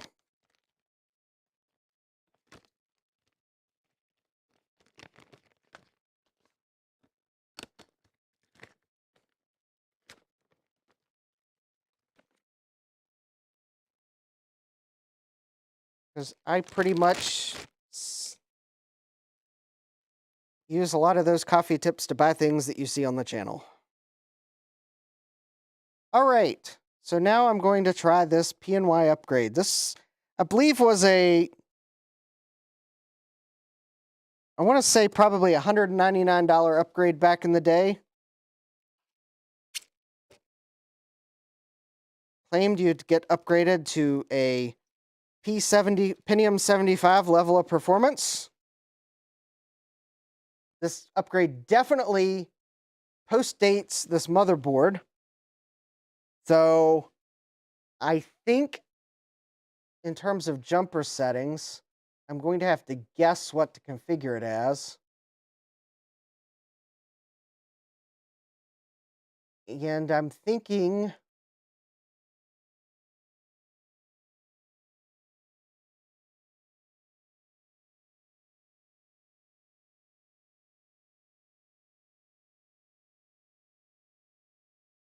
that maybe I should configure it as an overdrive processor because it does have the pin on it. So I'm just going to turn this computer on and we'll see what it does with its current jumper setting. Because if it's unhappy, it'll let us know. And if it's happy but not configured correctly, it just won't run correctly. Wow, that memory test seemed to run faster.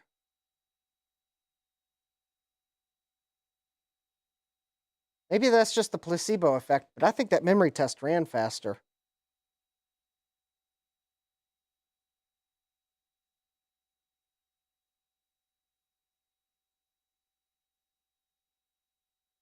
Might have to go grab a spare compact flash card on this and do the DOS install test to see if DOS will install with this processor installed.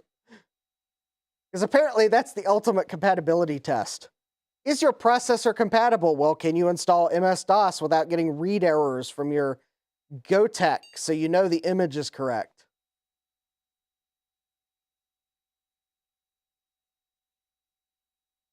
I think I blew Joe's mind when I admitted to his Discord of like, hey Joe, you know that trouble I was having on your stream? Yeah, it was the processor. And Joe's like, whoa.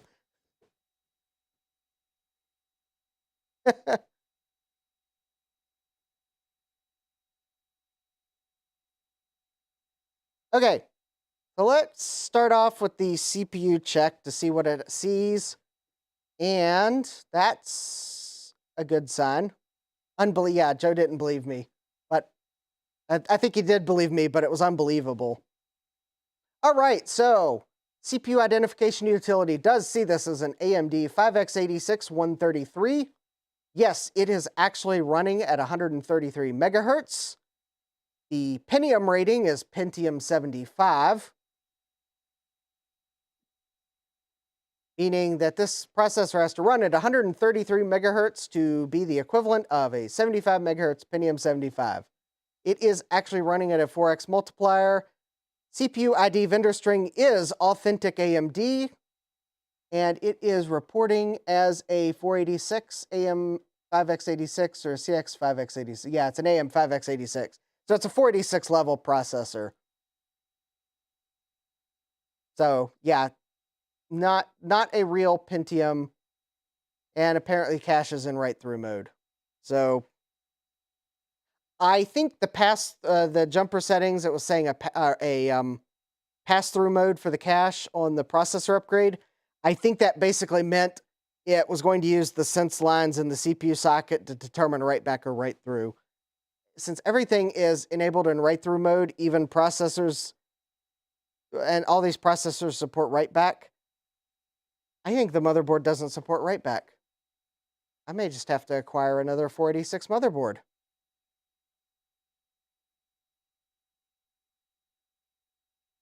But, well, I guess there's no time like the present to go ahead and run a few benchmarks.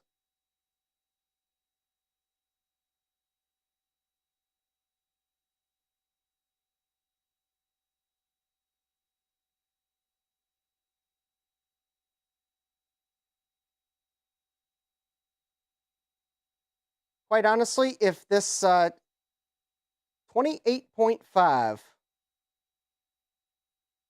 we are off to a bad start. The 486 DX266 scored a 29.4.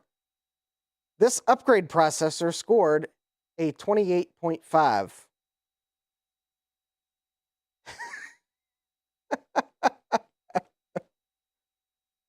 To which I am going to have to say, in Joe speak, underwhelm.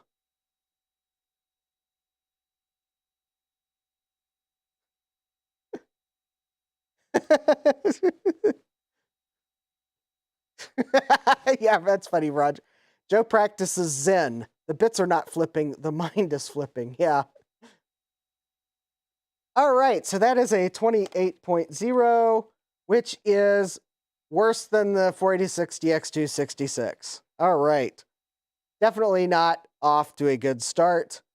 Do I even dare running Chris's 3D benchmark? Of course, you know I do.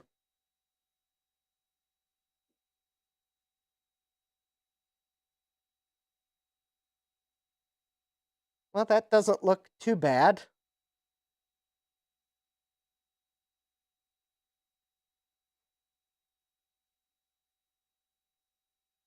Although the first two scores have me believing that maybe I don't have this thing configured correctly because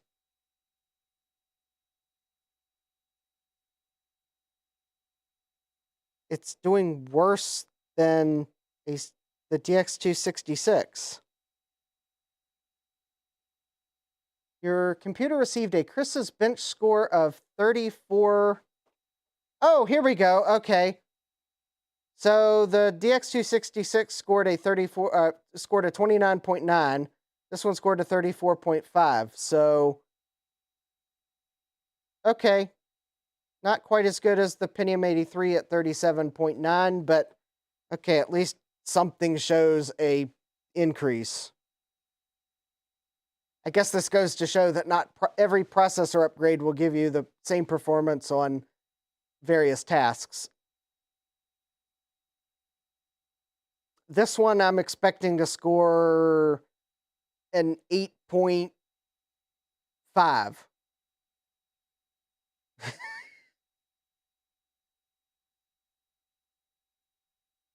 Yes, this upgrade may be slowed down by this motherboard. That is true. Since this motherboard doesn't support write-back cache, that is probably impacting performance. Quite possibly significantly.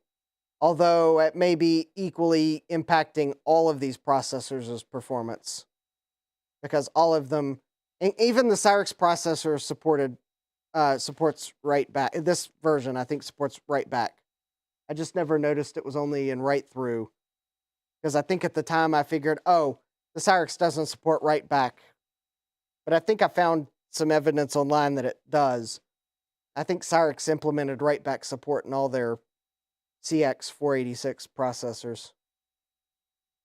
Or at least that's what Wikipedia says, and we all know that Wikipedia is not an authoritative source, but is usually pretty good when it comes to computer technical stuff. Until someone gets petty on either Apple's or Microsoft's page. Wackypedia, yeah. That's a good name for it, Wackypedia. It's good until someone gets petty on a page. All right, good night, Ryan. I'll see you later. And I have to say that I have some special plans for that Zenith, but they don't include Action Retro level upgrades, but I have something in mind for it.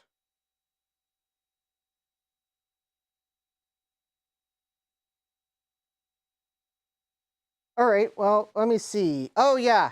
There was another box that I had started to open while I waited for benchmarks to run. Mainly because the Justin got home in time to take the trash out and then start streaming, so I didn't have time to open any of the boxes. Oh, while I'm thinking about it, Joe, I did get your box today. I don't have it downstairs with me because I wasn't sure if I could reveal its contents yet. Its contents will remain under confidence until you let me know that it's okay to admit what I've been sent.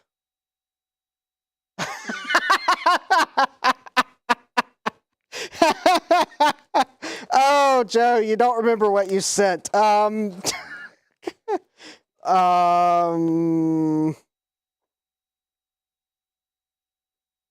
don't know what. I don't think I can give you a clue on stream that wouldn't maybe potentially give away what it is.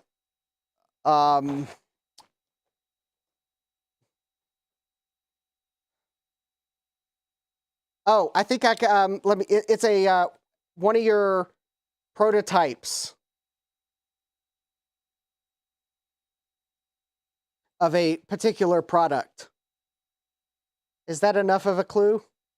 All right, so we scored 8.2, which is worse than the DX266. Excellent. Oh, that thing, yeah, I don't want to admit it on stream until it's okay to admit on stream, because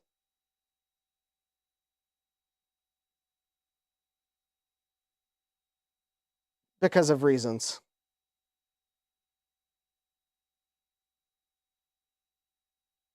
Yep, but I did get it today, Joe. So, interestingly enough, I actually received 3 packages from your neck of the woods, one of which was actually from you. They all arrived today. It's like the USPS saw that I was receiving 3 packages from your neck of the woods and said, oh, well, let's just put them all on the same truck and save us gas money. Actually, it's probably a coincidence. I doubt the USPS is to that level of optimizations yet. All right, so what else did I get? Good night, Frank. And good night, Trina. Thanks for joining. So these are actually chips from UT Source. And looks like 7.5. So this actually scored better than even the Pentium 83 megahertz. Interesting. Maybe this one benefited from some sheer processor speed internally. So we'll run the 640 by 480. So I ordered some chips from UT Source. Some of these might be clues to things that I might have in store in the future. But I ordered some Western Digital floppy controller chips for a board I'd like to build for the music computer. I don't think, oh, actually I did order some in this order. Because when I placed this order, I thought I had misplaced my, oh no. Did I not actually order them? Hold, please. There's something that I thought was in this order that is not, so maybe I didn't actually order them. Oh, maybe they were in the last order. Maybe that's why they're not in here. And then I'll switch to table cam. Oh, I cannot read. Is that 3.0? This is actually benchmarked higher than the Pentium 2 as well, which was 2.7. Let me switch to table cam here. So this is all RAM of various types. So here's the RAM for the number 9 video card, or at least I think this is the correct RAM. Here's a whole bunch of zip chips for a new bus card I have for a new bus Mac. And these are, oh, I went ahead and ordered some memory chips for, these are the memory chips that the Franklin Ace 500 takes, even though I've upgraded mine. I thought I would just order some more because reasons. Oh, these are the GAL chips I ordered from China that for the boards I want to make for repairing a Commodore 64. And I think these are, oh, these are the memory chips for the Super ISA VGA card that Sergey made, or I think that's his name. Sergey, no, not Pentium 2, Pentium Overdrive. Not Pentium 2. It ran better than the Pentium Overdrive for the 486. No, I don't have any liquid nitrogen down here, so. All right, let's try the Doom benchmark. I guess at least I got the chips ordered. Somewhere I have some more NEC V20s that I ordered. I think I ordered 2 more of them. They may be on my desk upstairs because I keep misplacing them, so I keep ordering more of them. And that might be one of the special things I have for the Zenith computer that I'll be getting from Everything is Broken Garage. So, yeah, the Malinov, yeah. Maybe it's not Sergey. But yeah, the Malinov card. So those are the memory chips. Because I'm going to build another one at some point. Because I think I want to put one of them in the Zenith permanently. So it has a VGA. That'll help for video capture. Wow, okay, so that the Doom slower. So 21, 34 game ticks, that's always the same number. 15, 75, real ticks times 35. Wow, that actually was a higher frames per second than the Pentium 83 megahertz. So let's try the faster Doom. Of course, then again, Doom is probably helped by the... Ooh, that's kind of weird. I don't know if anyone noticed that, but it kind of started off smooth and then it kind of stuttered. And then it's smooth and then it stuttered. So at this high frame rate, it seems...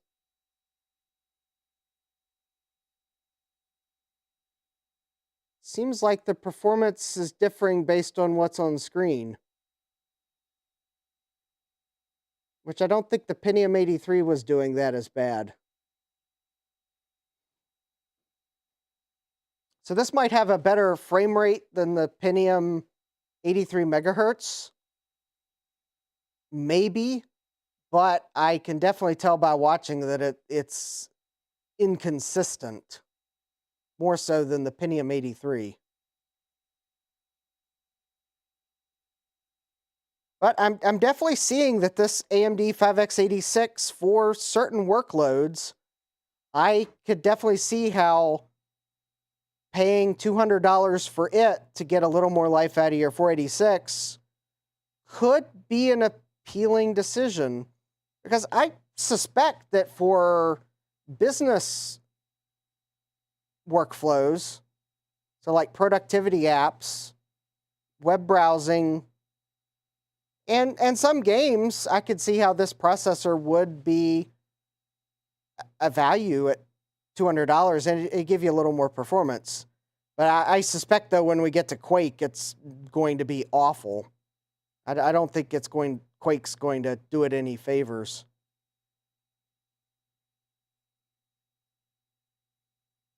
But it's some of these benchmarks, it's doing worse than the 486 DX266.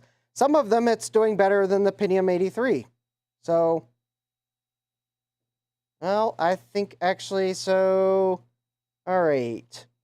2134 game ticks divided by 4285 real ticks times 35. So that was 17.43 frames per second, which is actually just under the Pentium 83 megahertz. But I think it was a little less consistent. So can't say that that was a great processor for Doom. But let's see how it does in Quake.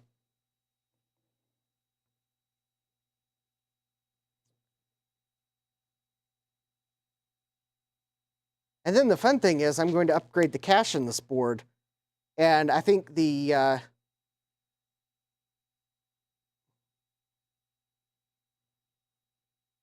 I'll let the chat decide which of these 3 processors you'd like to see the scores for with upgraded cache.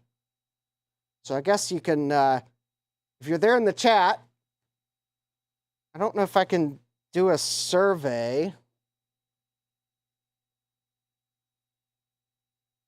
I don't know how to do surveys in YouTube chat.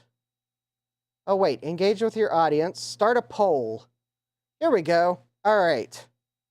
Let me type with the correct keyboard. So, which I'm going to start a poll. Want to see with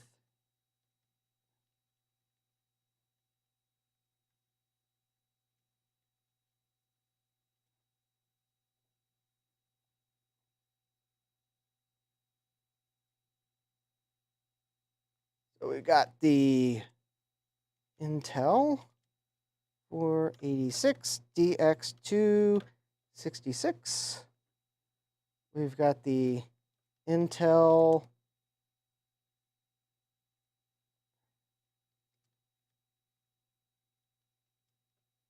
3 megahertz, and we've got the PNY AMD 5X86 133 E75.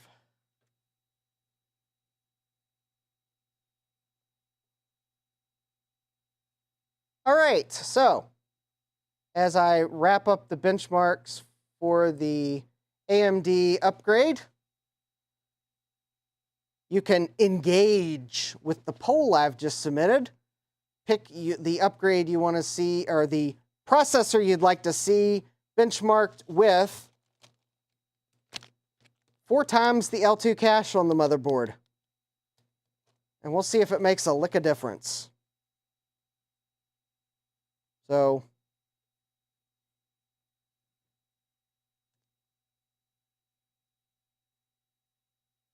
I suspect I know which processor might not be picked, but we'll see.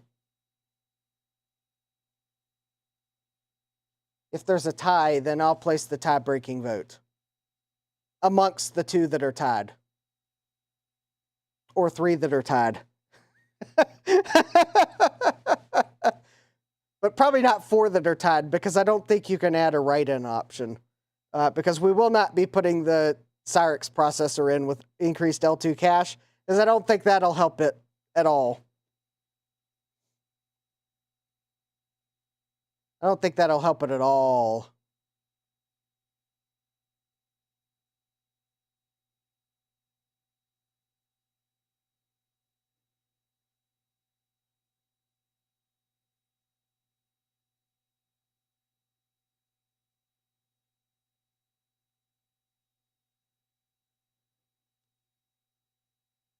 But yes, I will place the tie-breaking vote among whichever ones are tied. So I see I have 3 votes and 8 people watching, so go vote. All right, so in Quake, it was 5 frames per second, which is pretty much smack dab in the middle of the DX266 and the Pentium 83, which actually, given how badly some of the other benchmark scores are, I guess that's decent. All right, so I'm not going to do the higher resolution Quakes, because that's just not going to be of any benefit. Oh, I didn't mean to run this one. All right. So landmark system speed test.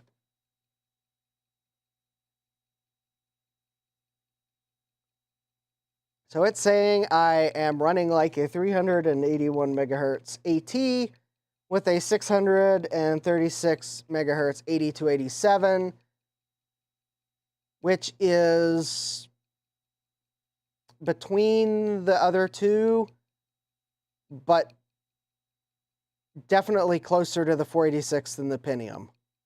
Not surprising. So for CPU, the DX266 was like a 276 megahertz AT, 381 for this one, and 508 for the Pentium 83. For FPU, the DX266 was like a 476 megahertz, 8287.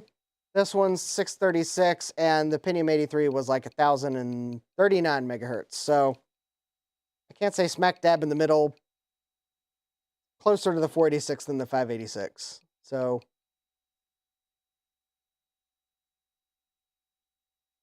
all right. So top bench. Top bench score is 139, which is worse than the DX266. Speed sys. All right, this one's the slow one.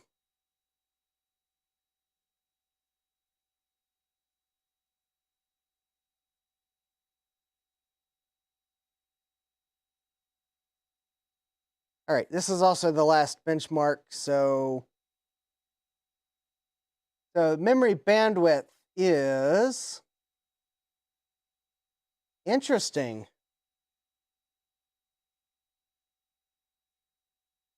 So the memory bandwidth score for the DX266 and the Pentium 83, it was 15.42 megabytes. This processor, it's 27.41 megabytes a second. So that's actually quite impressive. This 5x86 processor might have a more efficient interface to the front side bus, potentially. All right, its benchmark score is 24.68, which does, so the DX266 was 20.72, the Pentium 83 was 30.01, so at least according to this benchmark, I don't quite call it a Pentium 75 level of performance. It is better than the 486. Higher FSB, lower multiplier equals better performance. Well, interestingly enough, Joe, this is running the same FSB, higher multiplier. This chip can't, I can't run it, or I don't think, actually, wait a minute, these 5x86 chips are quite overclockable.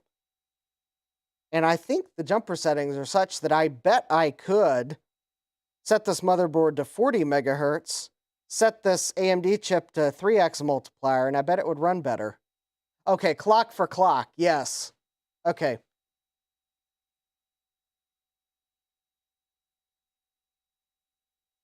No, Joe, this is not a, again, when I'm saying the Pentium, it's the Intel Overdrive for 486 systems, but it's the Pentium 83 Overdrive.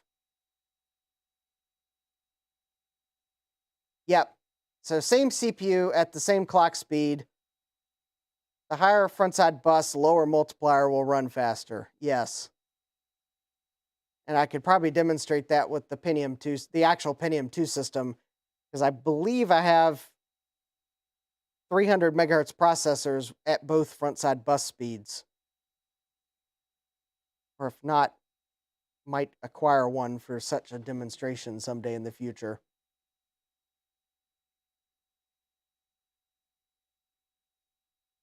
Because yes, yeah,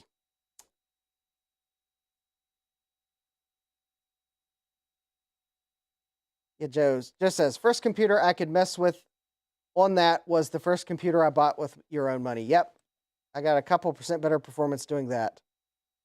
Yeah, maybe I might demonstrate that with this processor if I can confirm that I can decipher the jumper settings.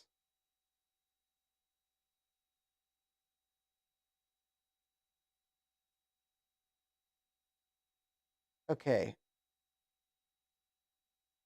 So if I wanted to change the frontside bus speed, I do have the jumper settings.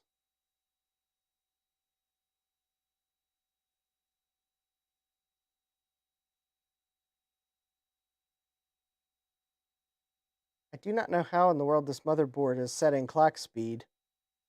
Oh, it must be in the BIOS. I bet I have to change the BIOS setting too. Because there's one jumper that sets the clock speed, and there's only 2 positions for it.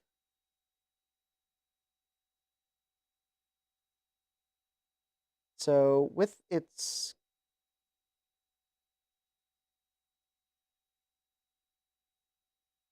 one and two, 3. I bet I could overclock this AMD process. Well, I don't know there to be an overclock.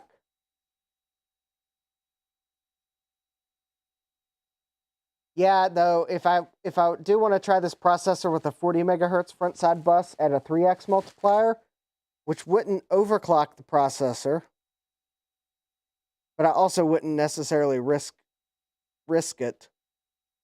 Although these 5x86 chips are quite overclockable, I bet I could set it to 40 megahertz front side bus, leave it at a 4x multiplier, and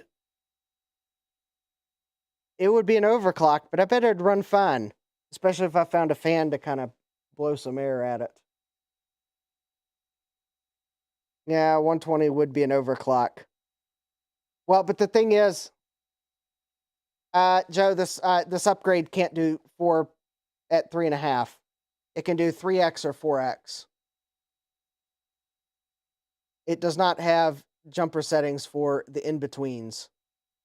All right, and our memory benchmark finished. So the L1 speed is 51.09 megabytes a second, which is actually faster than the Pentium 83 megahertz. Wow.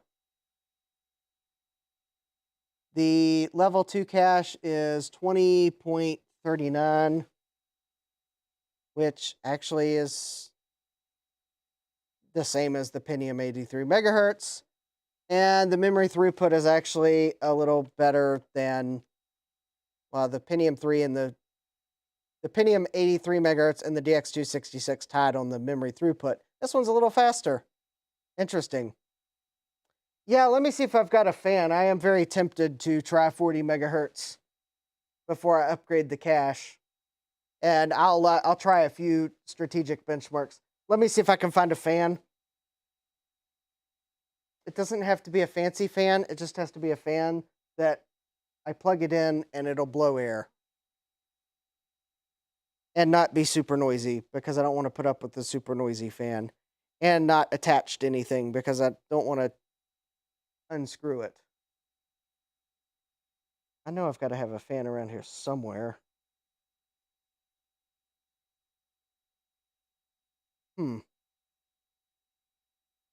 Okay, well, that's got the wrong connector on it. Hold on.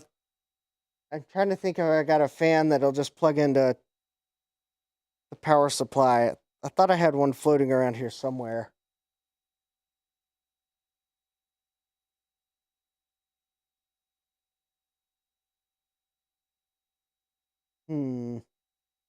Okay, we'll come back to this because actually, no, this was the last benchmark.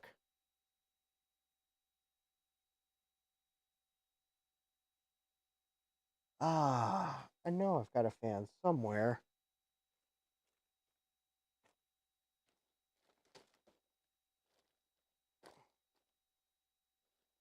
Because I remember having it on a stream. I had a fan. I plugged it in. It blew air. I want to even say it was an RGB fan, because I think I remember someone making a comment about it.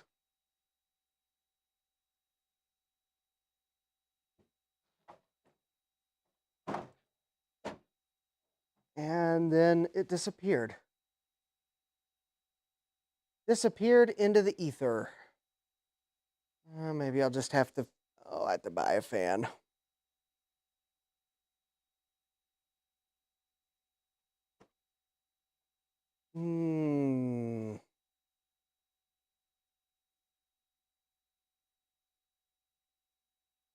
Yep, the fan that I thought I had disappeared. It's probably under something to be discovered when I actually clean my workbench off someday in the future.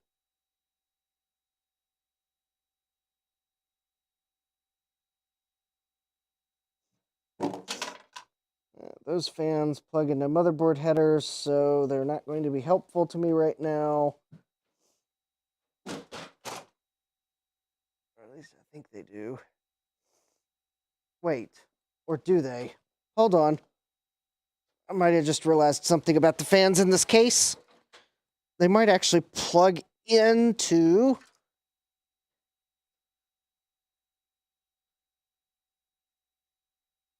Oh, here we go. There's an adapter in this case. This will come in handy.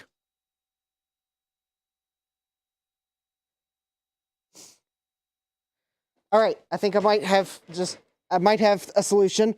Hold please while I steal a fan from an old case. And the power adapter that I didn't realize was attached to the case. That adapts Molex to fan header. Oh, well, there's two of them. Awesome. All right, I've got a way to plug in a fan.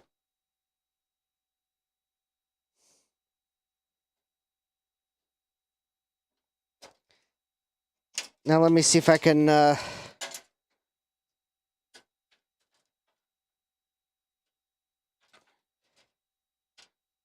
Okay, I have a fan that I can unscrew, and I'll have a fan that I can blow air across this AMD, and I'm going to overclock it. And keep in mind too, the faster FSB may be overclocking the chipset. Potentially, but I think it'll be an acceptable overclock on the chipset, because this chipset supposedly can do a 50 megahertz front side bus.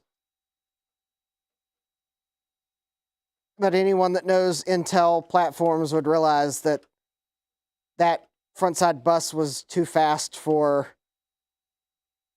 Visa local bus cards, so no one used it. And there was never a DX2 100 because it was just too fast. In fact, Intel didn't make a DX2 80 because I think the 40 megahertz was usually too fast for Visa local bus cards too, but AMD and Cyrix made processors for the 40 megahertz front side bus.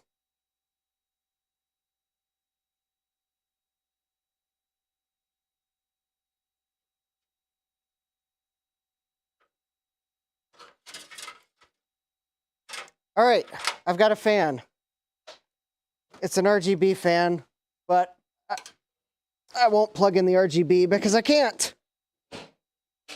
That is one nice thing about 486s. They don't have RGB headers on them, so you can't do RGB shenanigans.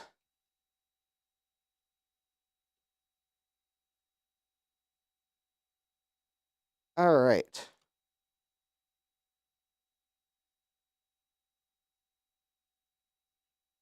Let's see here, but I've got a fan. I don't know which way it'll blow air, but well, I'll plug it in and we'll find out. All right, I've recorded my benchmarks. We're going to try a quick overclock here. Let me turn off the system so that I can plug in a fan and change the jumper on the motherboard that'll let me try a 40 megahertz speed. As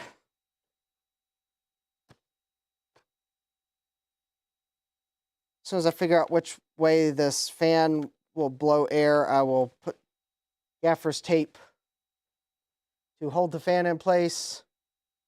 This is, oh, you can't see what I'm doing. Now you can see what I'm doing. This is silliness. All right, so in order to configure a 40 megahertz front side bus on this motherboard, I need to move JP30, which is conveniently located somewhere.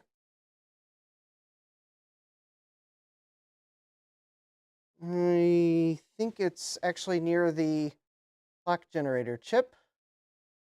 JP, no, it's not. JP30. It is. Oh, conveniently located on the back of the motherboard. That's really weird. Oh, and it's, oh, great. Yeah, it's really inconveniently located because there it is.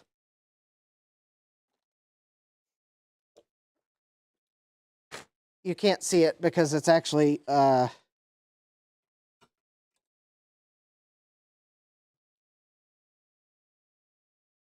obstructed by the RAM on the cache card, but I think I can get it. All right. Oh. Okay.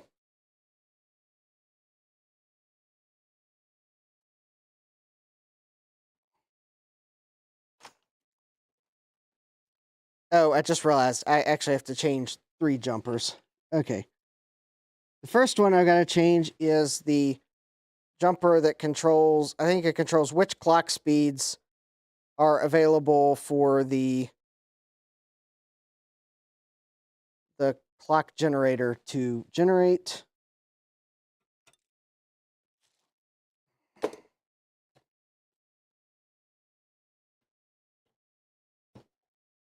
And I gotta unplug the power because I just lost the jumper. I'm trying to get this jumper in without removing the card, but I suspect I'm going to have to remove it because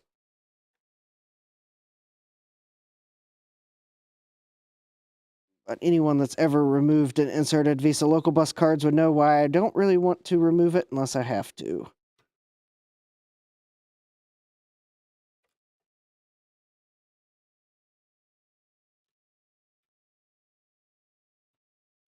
Okay, jumper. First jumper is in.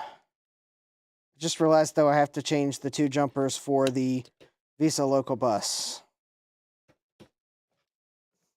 Because in order to go to a 40 megahertz frontside bus, I have to configure the Visa Local Bus for 1 wait state, which means I need to close jumper, or I need to open jumper ID 2, which is conveniently located between the 2 Visa Local Bus cards.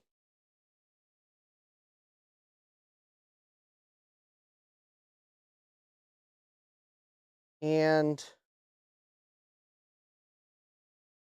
yeah, I need to, okay, I am going to have to pull one of these cards. Hold on, or maybe I can get these.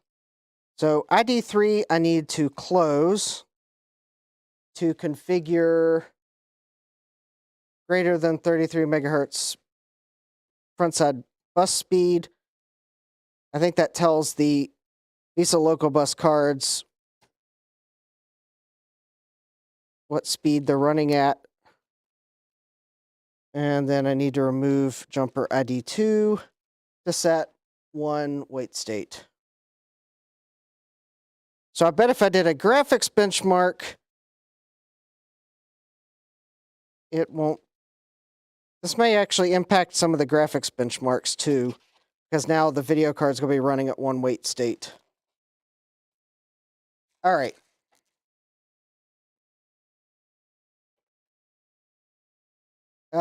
Joe's fun fact, you can lift a 487 with a Visa Local Bus card. Yeah, that tracks. Okay. So now that I have set those settings,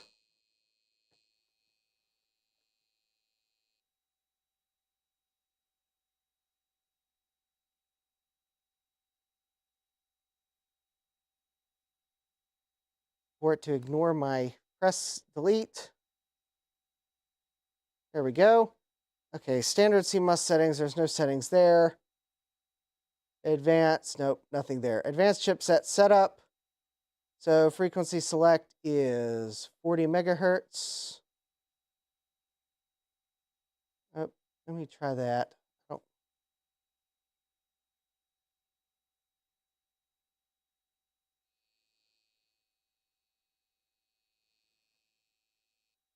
Okay, my fan should be blowing air over the processor.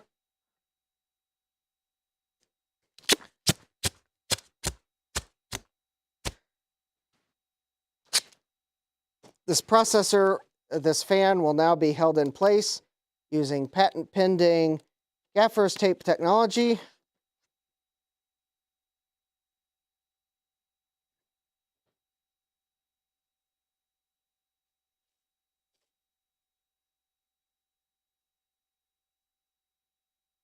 Actually, the processor does feel just a little bit warmer, but probably be fine. These 5x86 processors are quite overclockable. That's at least one thing AMD got right.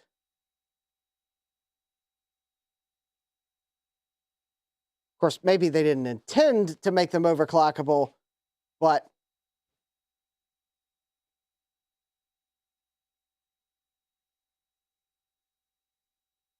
maybe they did intend at some point to maybe sell faster versions and never did. So, well, actually, it's reporting 33 megahertz.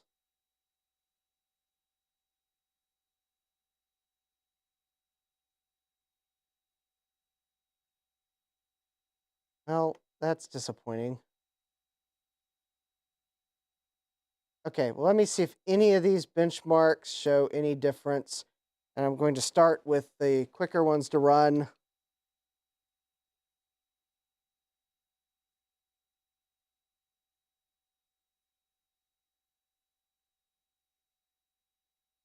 Now, that's showing a slight improvement, like negligible. Top bench.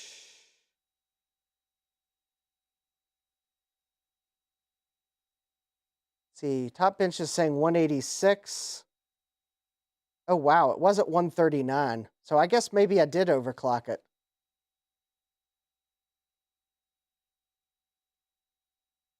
Let's try the... I guess let's just go ahead and try...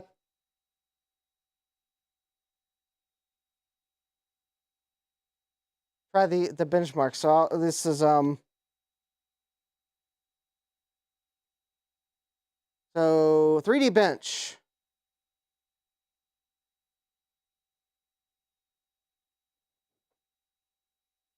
Oh, you know, that... Anyone try replacing the clock crystal with a slightly faster one on the motherboard? You know, it just dawned on me that it is very possible, because the clock crystal on this motherboard is...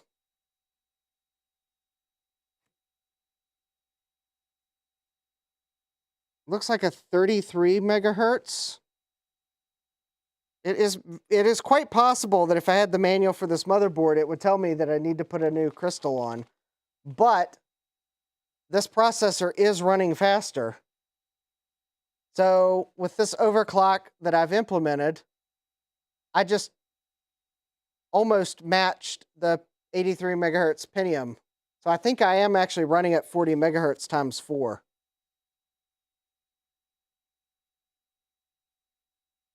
That ran better.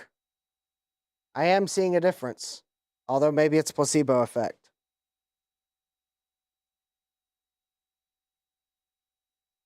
Okay, I know I've got 7 people watching and only 5 people have voted in the poll. So if you haven't voted, please vote, because I got a tie between 2 of the choices. I know I said I'd break the tie, but... So this overclock. So the first 3D bench for slower PCs, this processor went from 28.5 to 33.3. This one here, 28 to 32.7. So I am actually seeing nice performance here. There is definitely a slight boost.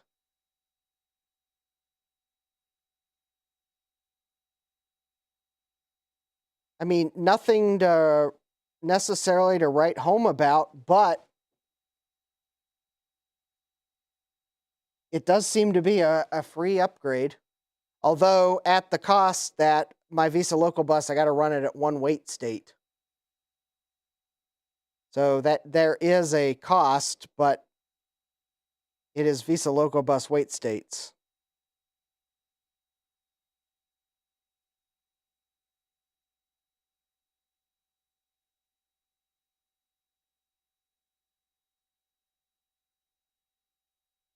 Interestingly enough, that benchmark scored lower with the overclock. It went from 34.5 to 32.9.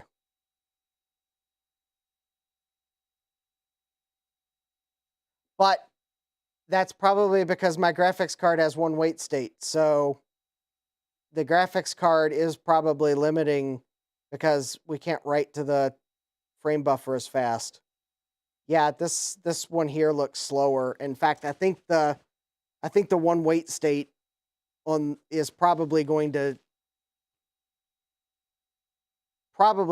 negate this benchmark. I suspect this benchmark is going to be significantly lower just because of the wait state I had to add on the VESA local bus.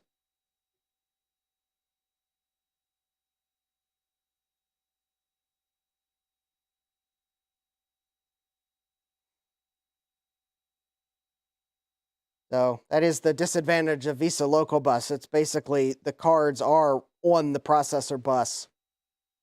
There's no way to like buffer it. No separation, so it's not like you could run the VESA local bus at 33 megahertz with 0 wait state. To do that, your processor has to be running at a 33 megahertz front-end bus. But yeah, this overclock, I think, just negated this benchmark score.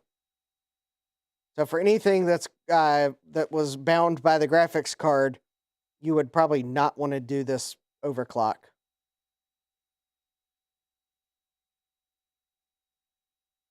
Also, yeah, you'll want to have a fan pointed at it for sure.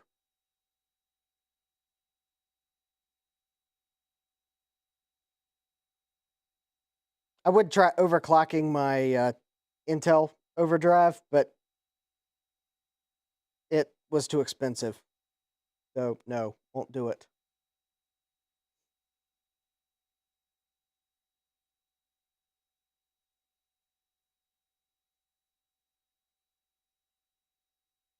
Yeah, this is probably going to be...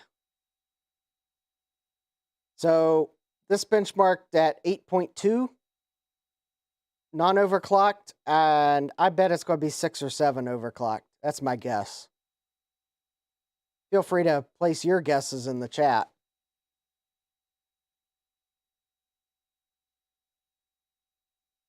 Oh, cool. I think I'll end the poll momentarily. Hey, Thomas, welcome. This is the AMD 5X86 that I actually have overclocked right now. Actually, it scored the same, 8.2, so there was no gain. So whatever we gained by the processor being overclocked, we lost by the wait state on the VESA local bus. So this is a PNY 5X86 based upgrade that normally runs at 33 megahertz times 4. And right now I'm running at 40 megahertz times 4. So it is running stable, but I am definitely seeing where the wait state I had to add on the VESA local bus is impacting performance. But in some cases, it's not. You can definitely see an increase in performance.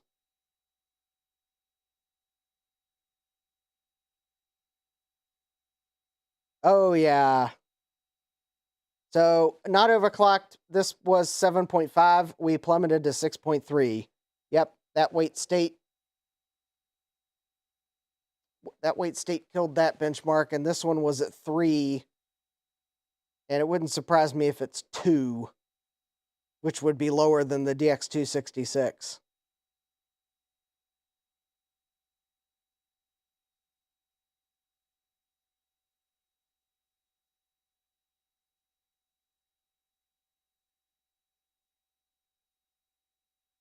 Yeah, if I had a different graphics card, that may actually make up for it. Okay, 2.5. So we went from faster than the Pentium 83 to between the two processors.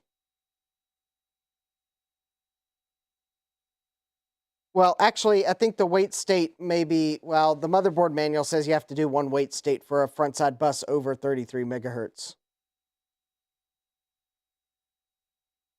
Doom, this probably sees an increase because I don't think it's graphics card bound.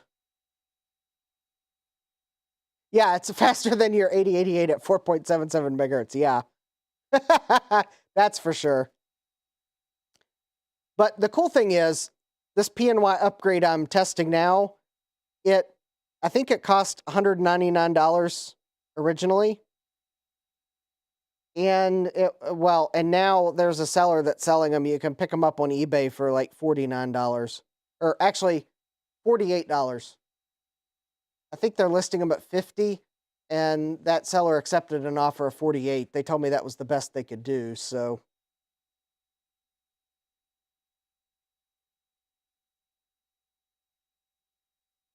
2134 game ticks divided by 1915 real ticks times 35.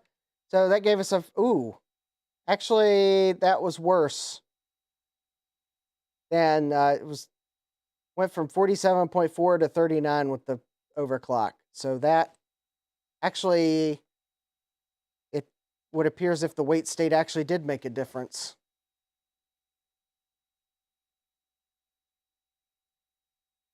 Oh yeah, this is definitely slower too.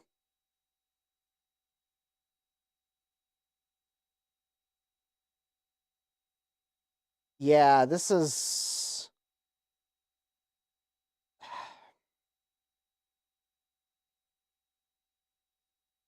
Yeah, this is going to be probably significantly worse.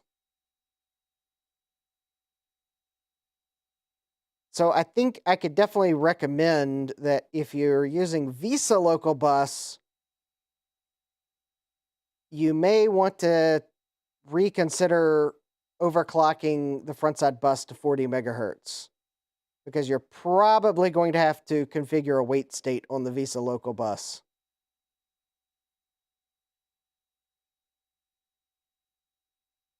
I mean, I could see what would happen if I would remove the wait state, but I suspect the motherboard would be unstable because the motherboard's telling me you need a wait state. I mean, this video card does have the Cirrus Logic CLGD5428. So I don't know if maybe that one's better able to run at 40 megahertz, but I don't know that my caching controller card would run at 40 megahertz. So, anyways, I'll leave the wait state. I may experiment later.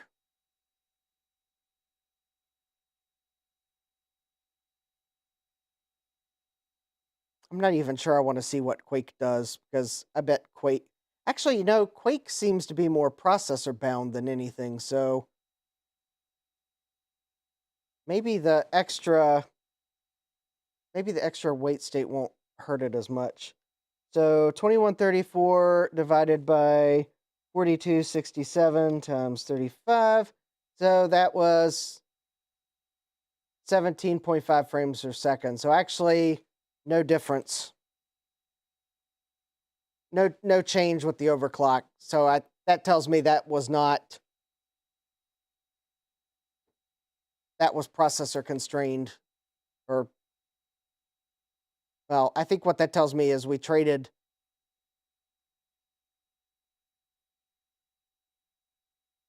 Well, maybe well, I don't know. I think we might have traded from processor constrained to graphics card constrained.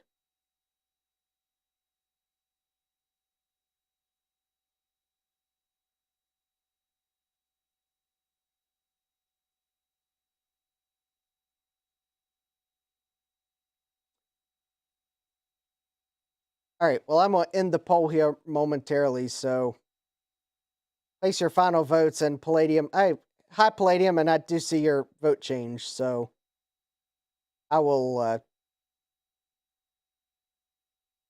So the moment looks like we'll be doing the Intel Overdrive with more cache,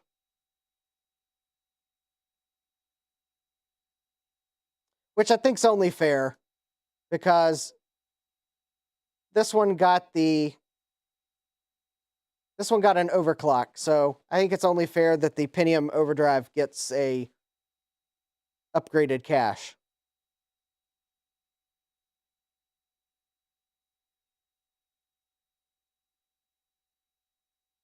So as soon as I finish this suite of benchmarks, I will I'll add the cache, put the Pentium Overdrive back in, undo the frontside bus overclock because I'm not going to overclock the Pentium Overdrive.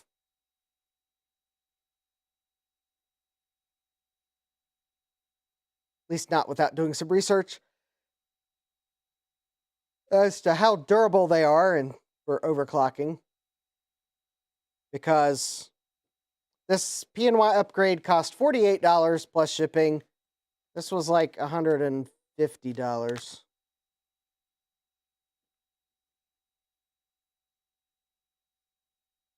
So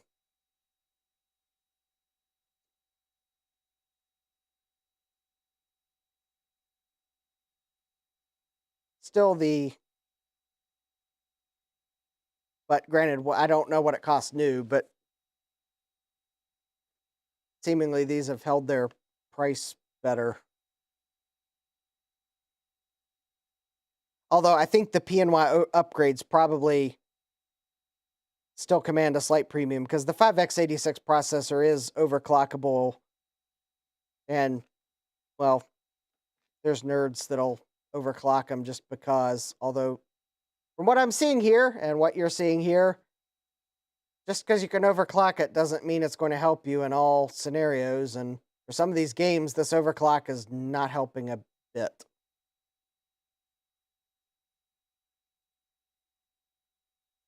Some of them, it's better than the Pentium 83 megahertz overdrive. Some of them, it's the same. But yeah, this overclock's not really helping some of these benchmarks at all.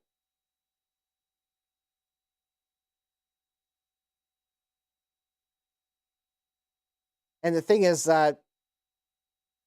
yeah, disk speed shouldn't be a problem. Although this processor is actually, oh, good night, Eric. This processor is actually running decently cool, probably because I've got a fan blowing air across it. So I'm not worried about my processor and the overclock. And I guess if anyone's wondering, just kind of overall temperatures of other things. Yeah, it depends on the programmer's optimization. Yeah, that is true, Jeremy. Very true. And a lot of these games are going to be optimized for Intel processors. This 5x86, well, okay, Quake, I highly suspect is optimized for Pentium. But it'll run on a 486.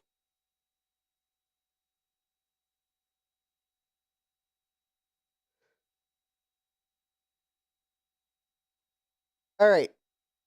Quake, it's a wash. It would overclock didn't help it. It didn't really hurt it either. So Landmark.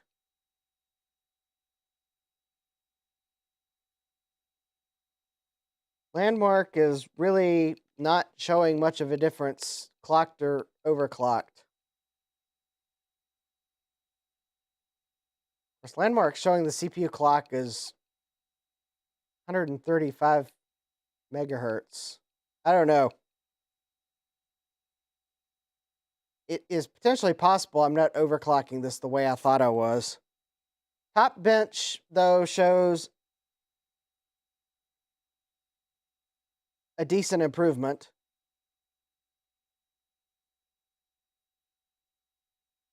Let me try Landmark again. Let me at least see if I activate the turbo if it shows a slowdown.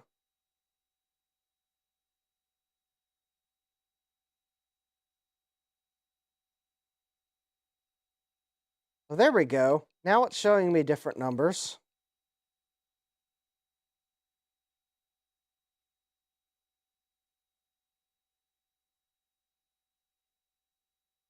You know,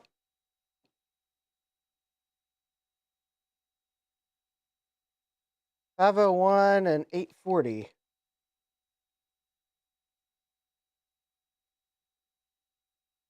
Okay, that makes more sense. I landmark might be inconsistent. Top bench. Already ran that, so I guess it's just a speed sys.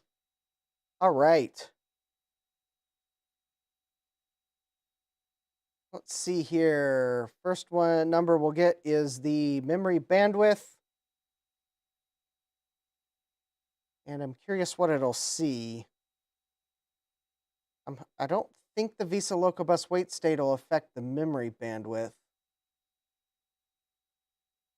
No, can't read that. Is that 13 or 18? It looks like 18.78 megabytes a second, which is slower than before I overclocked it. So maybe the Visa Local Bus wait state is affecting things. Yeah, that's 18.78. So it's still, yeah, that's slower. It was 27.41 without the overclock.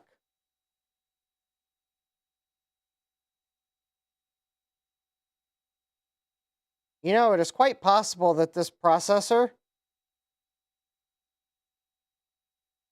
is maybe only running at an X3 multiplier.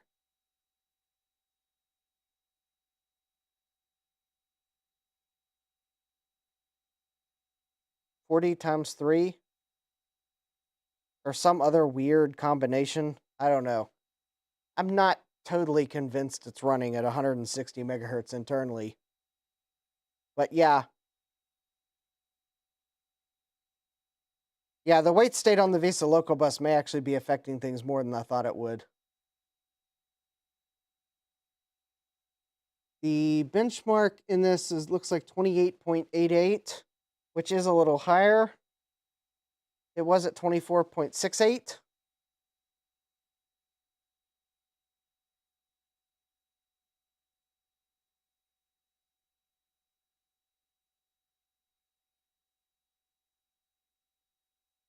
All right, good thing this will be done soon, and I will get to the cache upgrade, which is actually the one I'm most interested in.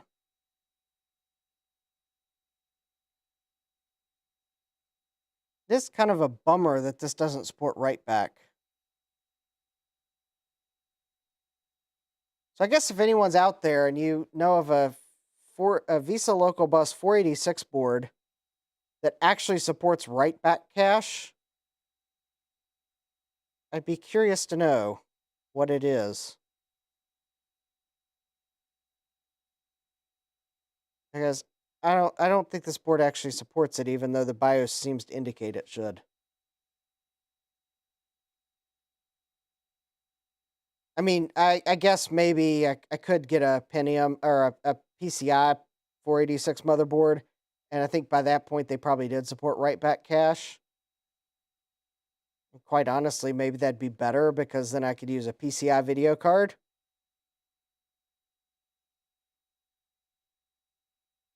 And maybe just, you think you have one, Chris? Cool. Because I don't think this board supports write back, even though the BIOS has a setting for it. I don't think this board actually supports it.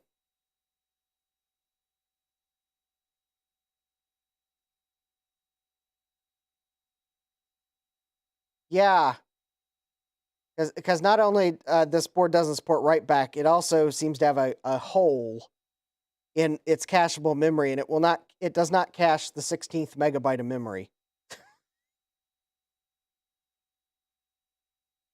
Okay, I may check that one out. And oh, the Asus. All right.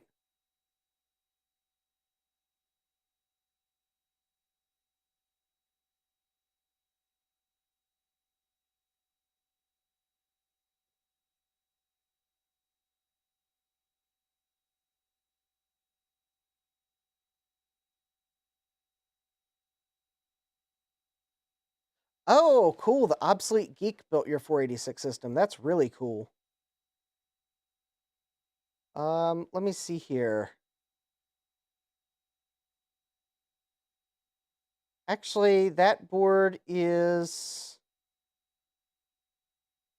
Let me see here.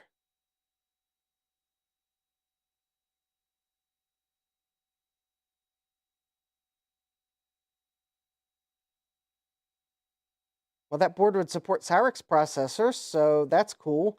This board doesn't support Cyrix processors. Found that out the hard way by wondering why in the world MS-DOS 622 would not install. I'd get random read errors, and I'd swap to an Intel processor and it went away, so that was really weird. Oh, what do you know? The RetroWeb has the entire manual for that motherboard, so I can tell you what the manual claims.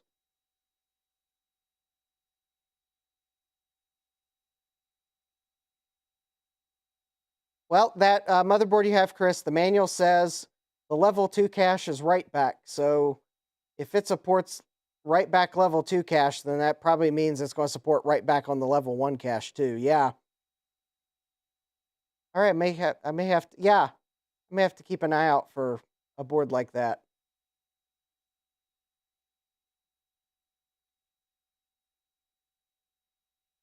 Because maybe that might be my faster 486 system, and then I'll just use this for I may leave this one at a DX266. Because that is kind of a nice speed to have for a 486 system. Yeah, it's not the fastest, but you can do a lot with a DX266.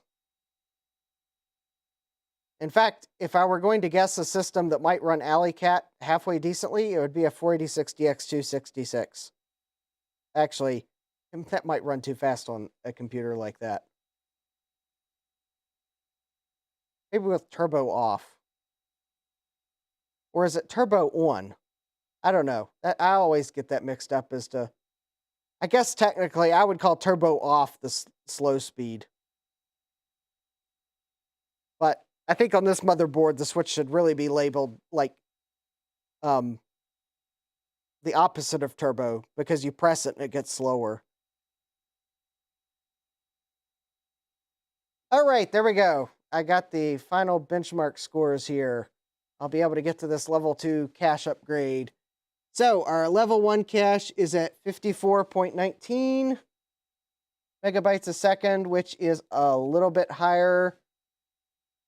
The level 2 cache, 22.11 megabytes, which is a little higher.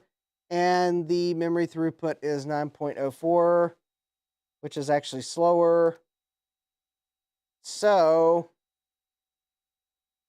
yep, this overclock is not for everybody. Okay, so we've got our benchmark scores for the overclocked AMD 5x86. But not...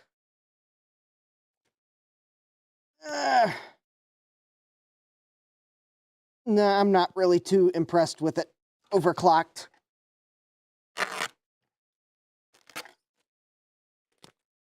I could definitely see how might give you a little bit of free performance in some places, but there were definitely plenty of things that where I can see the overclock would take away performance, because your motherboard might require wait states on the VESA local bus at 40 megahertz frontside bus.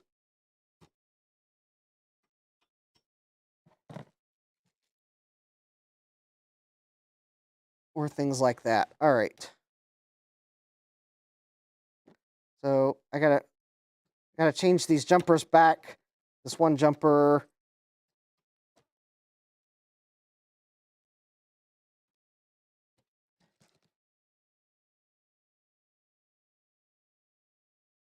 It's hard to get to with the power plug in. Of course, it's hard. I might have to, there we go. All right, so that one needs to go back there.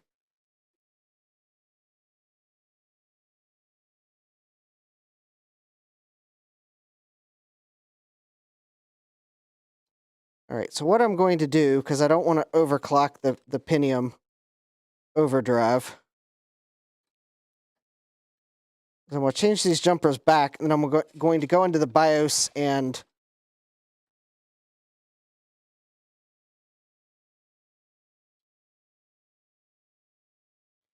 change the BIOS setting back to 33 megahertz.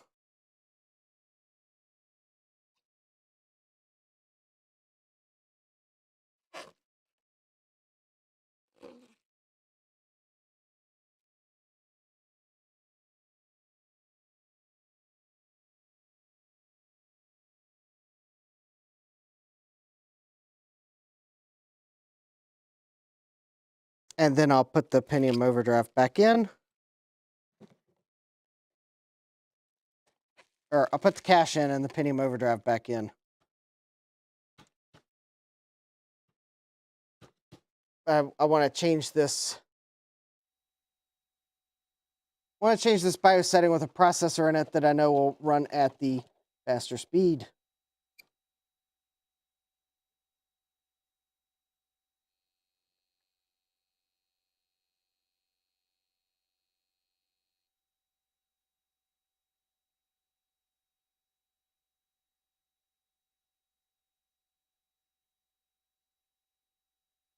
If I can get into the BIOS.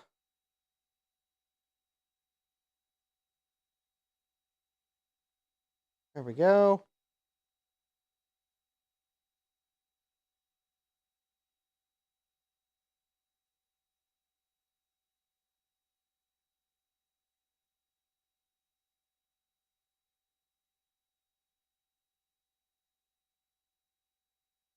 All right. BIOS setting changed.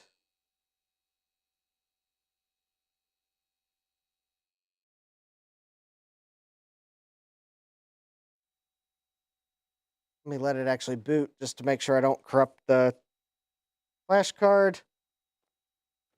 In the meantime, I'm going to pull the things out that I need to install. I got the Intel Overdrive and the cache chips.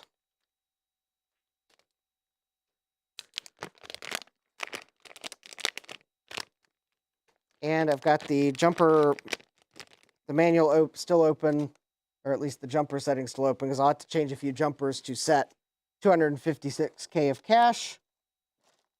This board here actually would also support 128K cache, but I'm just going to go all the way up to 256.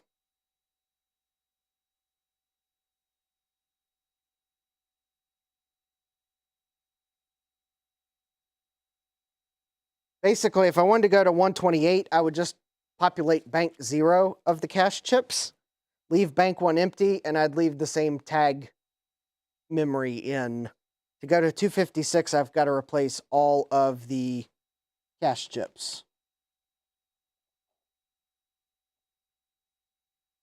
Because the motherboard requires 32K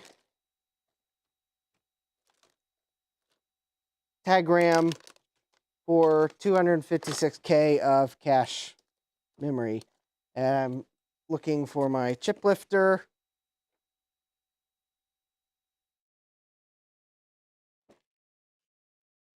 And unlike my 386DX motherboard, which I think can automatically set the cache size somehow, although it might be because it only supports one size of cache chips, and if cache is present, it assumes you have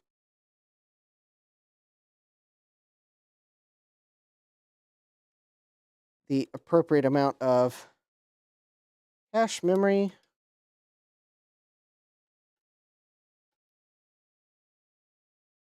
So this is the tag RAM.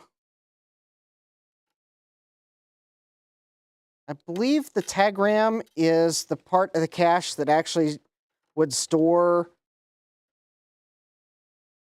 what memory location each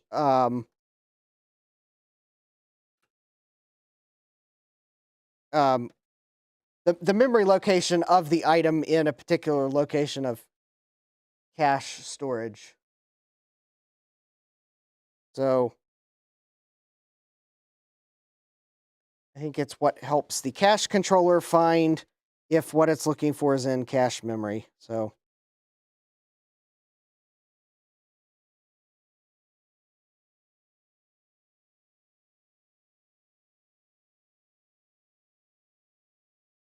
but for these types of cache memories, you will always, there'll be a odd number of chips because you're going to have one SRAM that's used for the tag memory, and then usually an even number, usually 4 or 8 cache chips for the actual data.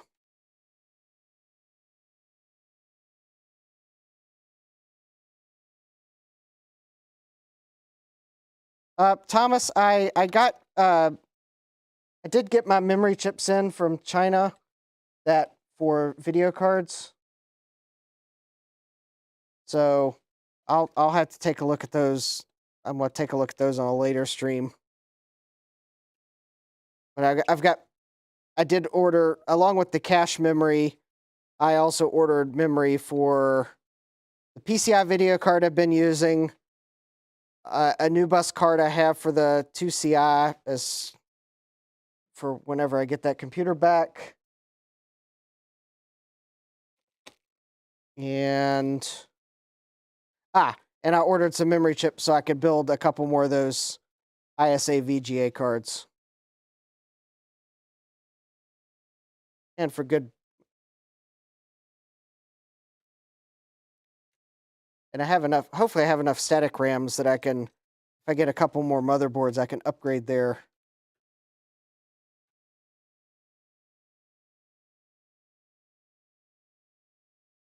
cache memory too. I really wish that someone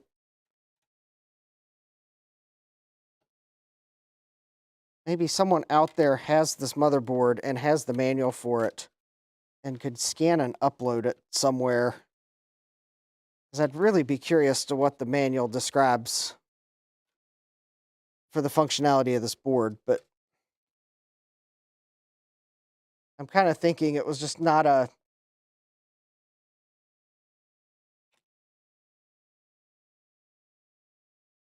I'm thinking it was a respectable board. It seemed to be a decent quality. I mean, it's got all tantalum caps on it. Might have actually been an expensive, probably is an expensive board, considering it had all tantalum caps. I guess just maybe not something that the manuals got retained.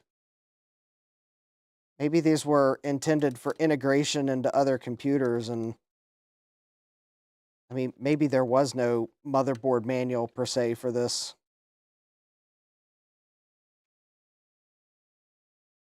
Your 486 board has that fake cache. That fake cache is awful. Yeah. I've been, there was a couple eBay auctions that I was looking at where I looked at the picture of the motherboard, and I don't know if it was intentional or not. Although in some cases, I think the seller just really doesn't. There are a couple auctions where I think the seller just isn't good at taking photos, because it was more than just the picture of the cache chips on the motherboard that was so blurry. But even on them, I really was thinking that they were motherboards that had fake cache chips on them, just because of the fact that it looked like the word "right back" was engraved on the, quote, cache chips. So I'm not accusing those eBay sellers of intentionally taking deceptive photos, because in some cases I think the seller is just maybe not, photography is just not their forte. And because in a number of cases, all the pictures were shaky, blurry, not just the one of the cache chips. So I'm not necessarily saying that all the sellers are deceptively taking photos of their fake cache motherboards, but there were a couple auctions where I was kind of wondering if they were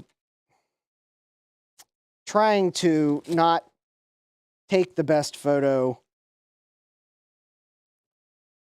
because it was obvious they were the fake cache motherboards.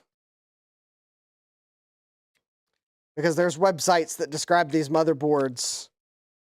Oh yeah, Jeremy, there were a lot of there were Pentium motherboards that had fake cache chips on them.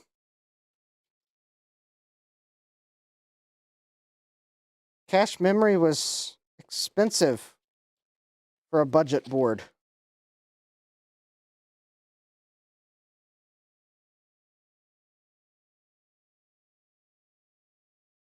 So,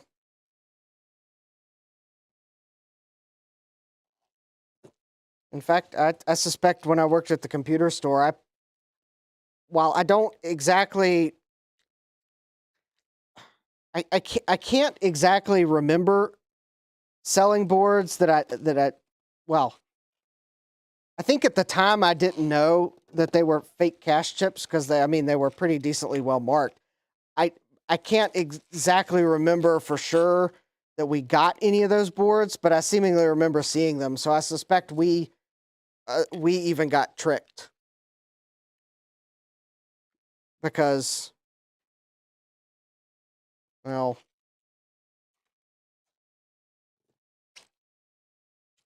the places where we got components from, well, it would not surprise me that they sold us motherboards that had fake cache chips on it. Because I could also tell you that some of the Windows software that they sold us as genuine, our distributor, yeah, I highly question that was actually the case. I don't think every copy of Windows I saw was fake, but there were a number of them that I sure thought just didn't quite look right. I mean, what am I to say? I was the high school help.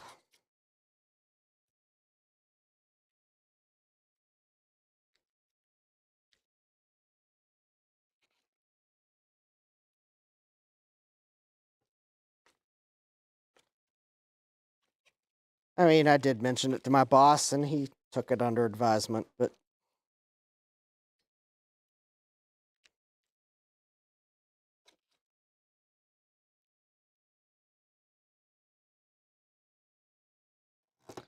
so yeah, it for those fake cache chips, it wasn't just the end user that got tricked. And yeah, even the Pentiums. So maybe it's kind of good that Intel on the Pentium 2 moved the cache chips to the CPU, because that kind of ended the ability for fake cache chips. Because I think that's about the time when the cache on the motherboard, the cache on the motherboard went away. All right, so I've got cache memory installed.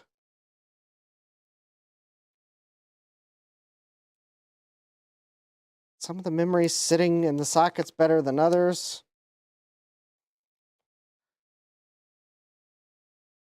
Probably because these are really high quality cache chips. All right, I'm going to put the Pentium Overdrive back in. All right, I do need to do one more thing because I need to change some jumpers. This jumpers JP6, 7, and 8, and I think they're the ones. There we go. They're the 3 by the cache. So for 256K of cache, JP6 needs to be. Wait a minute, that doesn't look right.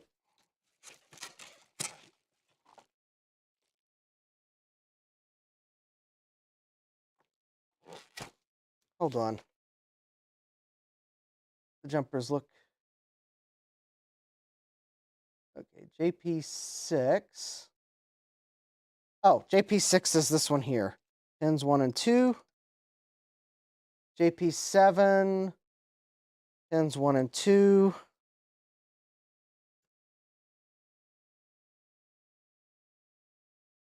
And drop the jumper.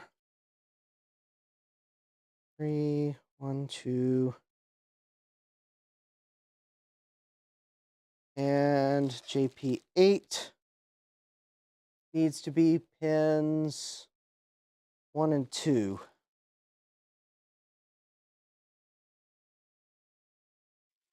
Excellent. All right.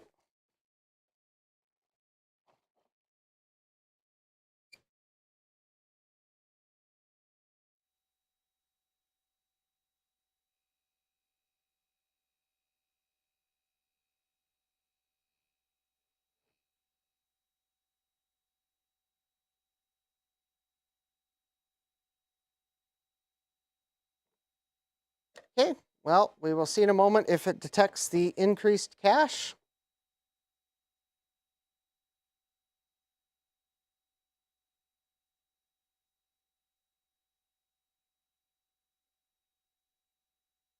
It does appear to be a good sign. The motherboard didn't complain.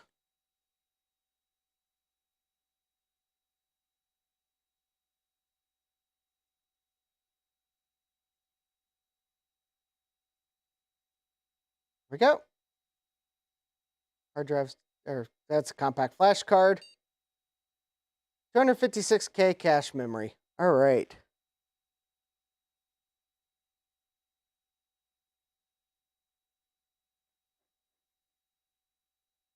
Looks like I successfully upgraded the cache with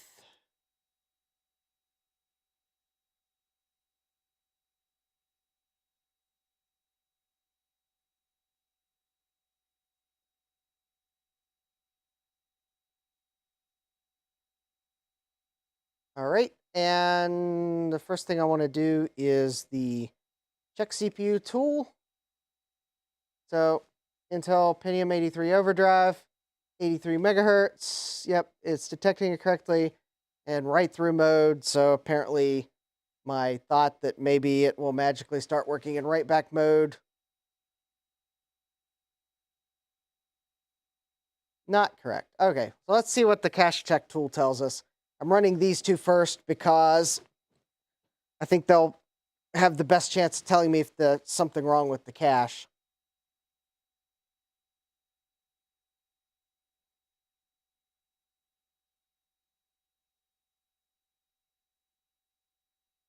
So I think what this tool does is it starts reading ever increasingly larger amounts of memory to try to determine how much cache your system has. I'm hoping if there's a problem with the cache memory, then this tool might just, if this tool crashes, I will suspect there's something wrong with one of these cache chips.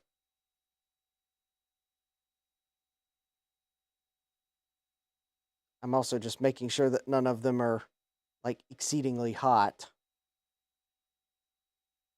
But actually, these chips looked like they were actual new old stock chips from China, so it might be fine. So the cache chips I ordered from China, they were like 90 cents a piece when I bought 12 of them. I always buy a few spares of those.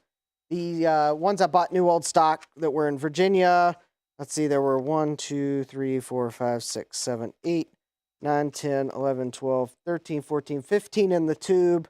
And I want to say they were like 25 bucks. So definitely a difference in price. But just looking at these new old stock chips that were from a seller in Virginia, they do really appear to be new old stock chips as well. So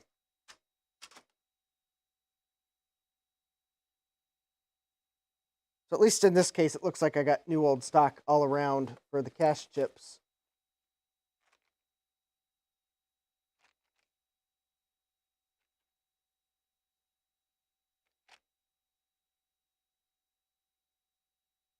Just looking at the chips. So these gals are that I got from China are supposedly 25 nanosecond, and that actually will matter for my application.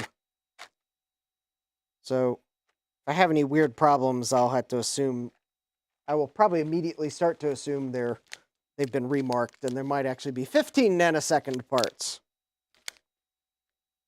Or they actually could be slower parts too.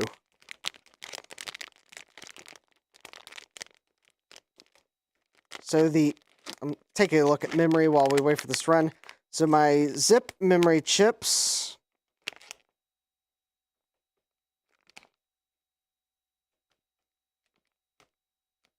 Yep, I'll have to go, probably have to take those upstairs and put them in the video card to make sure they're the right size, but that particular video card is upstairs, so I'll put that in my pocket to take upstairs with me. Now, this PCI card,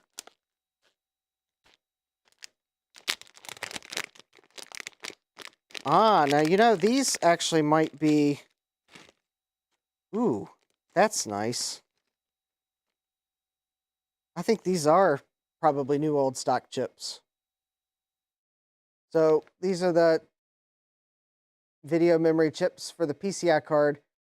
And that actually does appear to be how I would have expected those to be packaged for a pick-and-place machine.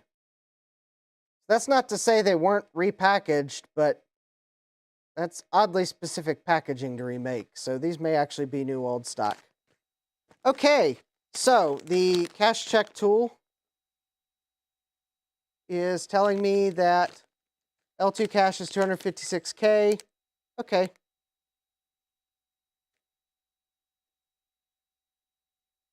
Yep. So it looks like it's seeing all the cache, and the cache is working correctly. So let's see if that has improved any of these benchmarks. So we will just start from the top.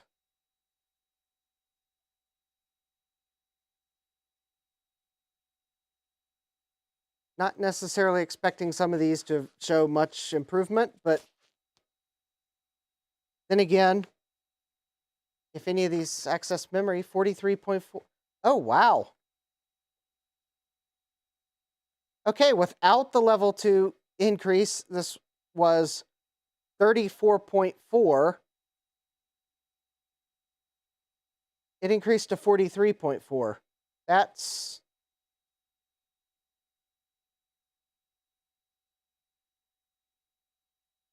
actually something.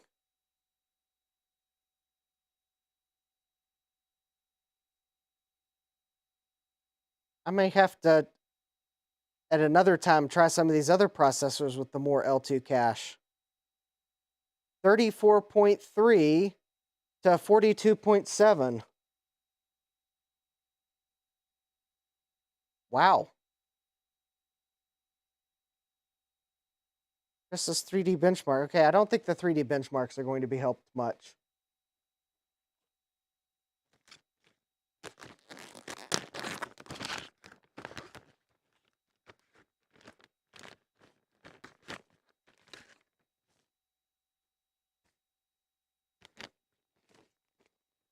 I mean, I could be wrong on that too. I could be very wrong on that.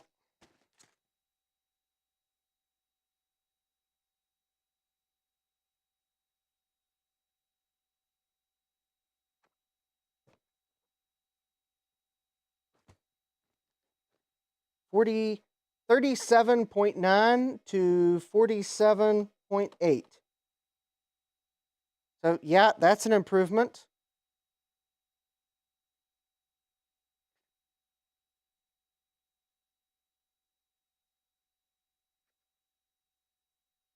Wow, I might have to try to figure out how much cache memory would have been back in the day, because it seems like well, it was probably fairly expensive, but it seems like more cache memory might have been a better bang for the buck than some of these processor upgrades.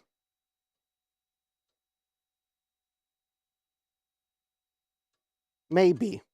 Then again, cache memory was expensive enough that motherboard manufacturers were, well, I think they were only saving a small amount of money, but it was one of the many tricks they did to sell a budget-priced board that I guess when you really now know all the tricks they played, it really wasn't a Well, you were saving money because you were losing functionality. I'd like to know how many people thought that their processor was awful because their L2 cache chips were fake. Because I'm sure that did not help the Cyrix and AMD processors one bit at all. I mean, didn't help the Intels either, but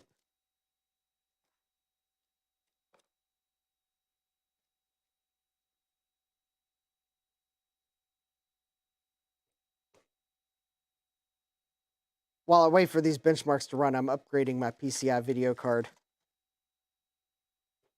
So that next time I try it out, I'll have double the VRAM. Or at least theoretically double the VRAM.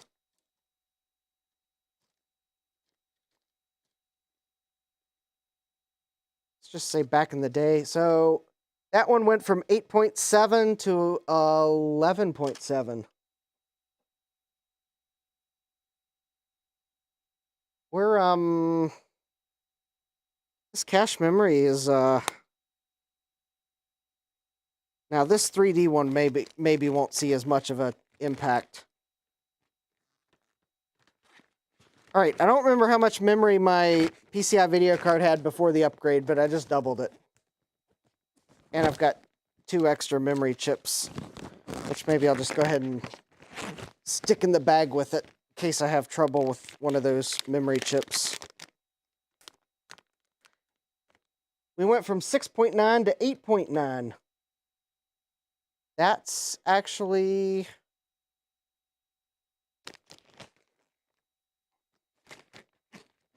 Wow, we are seeing, so far, seeing gains across the board.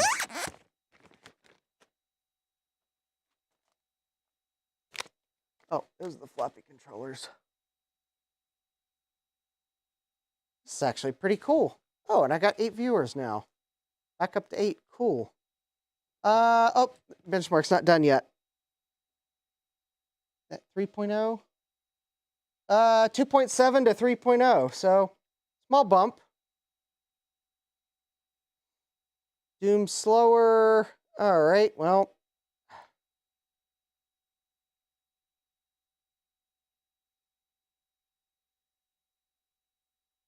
I think I already see a difference. I think on this machine with the Pentium processor, you can afford to run it at a slightly higher resolution. So this one was 41.1 frames per second.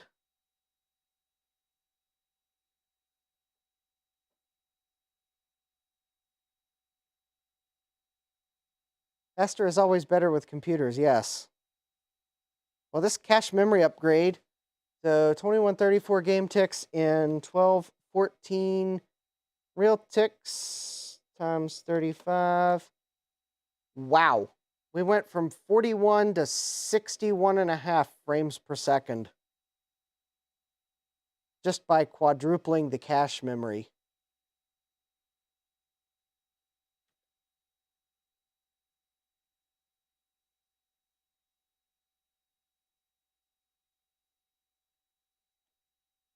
In fact, I wouldn't be surprised if this maybe is 20 frames per second. This cache memory upgrades certainly seems to be the winner tonight. Although this Pentium Overdrive is no slouch.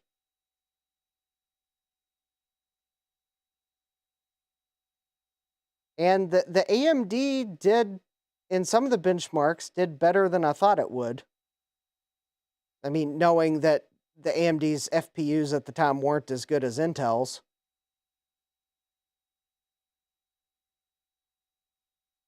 Overclocking it was kind of disappointing, though. Because at some places, the overclock had a negative effect, which is weird. But I think that was the VESA local bus wait state I had to turn on. So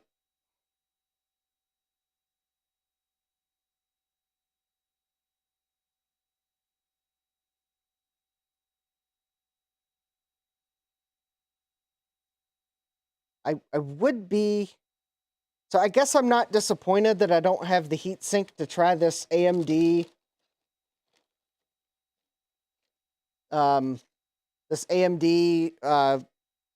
DX4 120, but maybe I might, if I can find the jumper settings for this adapter, maybe I can use it to upgrade to a maybe I can use it to upgrade to an Intel DX4 100 or maybe an AMD DX4 100 so that I don't have to add a wait state. So, oh wow, I think this one's going to be 2134 game ticks divided by 3267 real ticks times 35. Went from almost 18 to almost 23 frames a second, just with more cache. Very, very nice. Okay, well, let's try Quake. Quake is probably always going to run poor on a 486. Although maybe the cache memory will help it a little more, but I don't think it's going to run at a playable frame rate, even with the extra cache.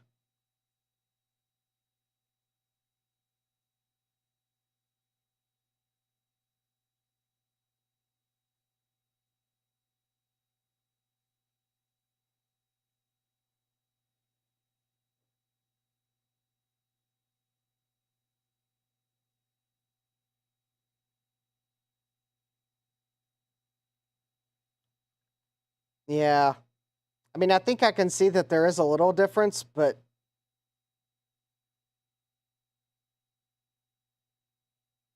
that's still not what I would call a playable frame rate.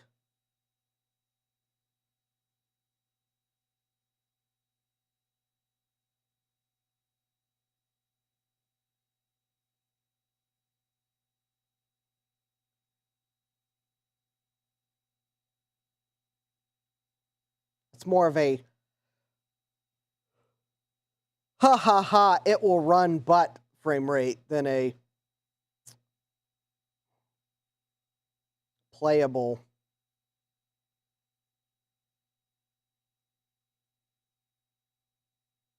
I mean, maybe single player, but not multiplayer. I mean, I guess if this is all you had, maybe you would play it, but it's not not quite there.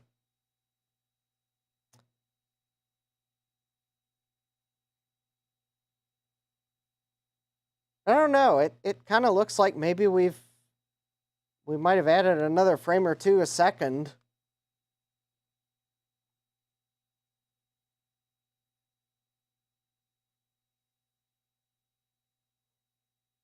I mean, I can definitely see how quadrupling the cache would help some of these programs, because there's probably some of the code where small amount of code that runs it a lot of times.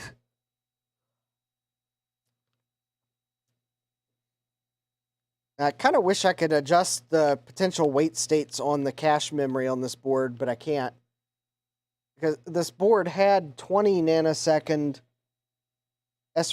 static RAM chips, and I got 12 nanosecond because that's just what I was able to find easily. I don't know if that's fast enough to eliminate a potential wait state, but okay. We went from 5.6 to 7.3 frames a second.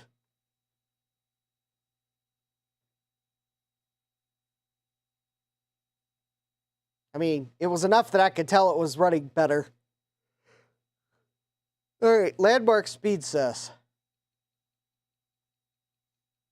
Landmark speeds this, interestingly enough, probably will come as no surprise, no difference, because it's just a speed benchmark. Top bench.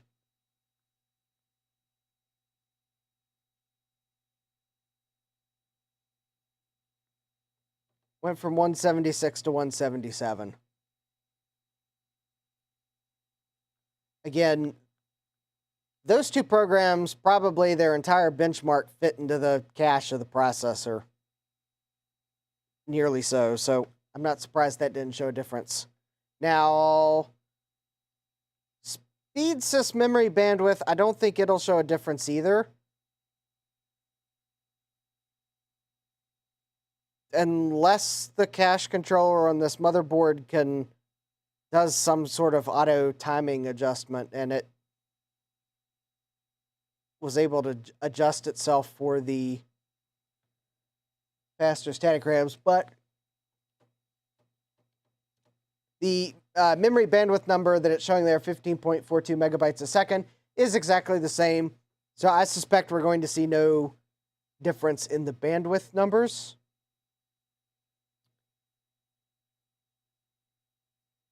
But its benchmark score is 40.72. So it went from 30.01 to 40.72 on its benchmark score, which actually puts the blue box right up to the AM5X86-133 line on its benchmark scores. So, interestingly enough, my AM5X86-133 didn't score that high on that benchmark. Although I'd be interested to know if it'll score that high with the faster L2. Well, right now, Joe, the processor that's winning is the Intel Overdrive Pentium AT with 256K of L2 cache. It is like dominating the scoreboard.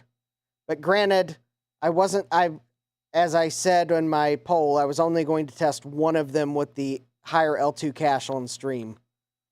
I will probably go back and try the other two off stream if I get a chance, and maybe I don't know if I want to overclock my Intel Overdrive, Joe. It cost that Intel Overdrive processor have cost me more than this motherboard.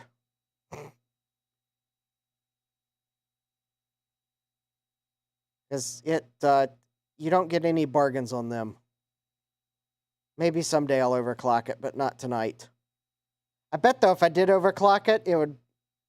Well, the problem is I'd have to add a wait state to the Visa Local bus, but I bet it would still dominate the scoreboard. After all, what could it do? I mean, it's not like it could protest. It does have a heatsink and fan on it. It is running fairly cool. You know, I bet I could run it at a 40 megahertz frontside bus, and it would probably not be able to complain very loudly.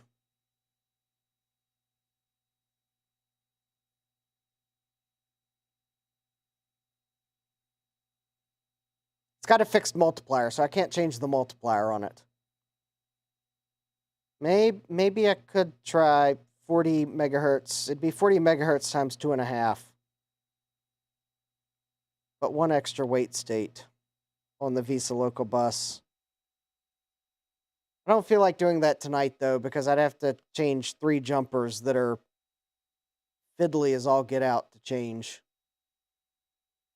That's only because I don't want to pull Visa Local bus cards to change them. I'm feeling lazy. Of course, it's getting close to midnight, so there's that, too. Maybe I might... now there's an interesting idea. Maybe I might do a special live stream for my channel supporters. Now, how would my channel supporters like that idea? And maybe I will overclock the Pentium Overdrive on that live stream. There's an interesting one. Yes. You think Justin is trying to find ways to incentivize you to become a channel supporter? Yeah, maybe. Just maybe. We'll see. We'll see what I feel like. I may just do that. I might find a special day when I have some time.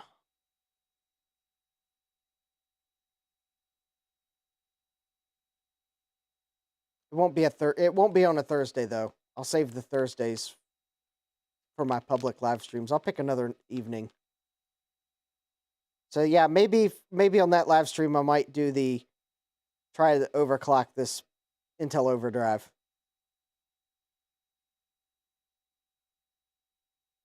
So we'll see. We'll see. I think our benchmark's almost done. This is the last one. I don't think this is going to change very much on the memory bandwidth. I just wanted to run it to be thorough.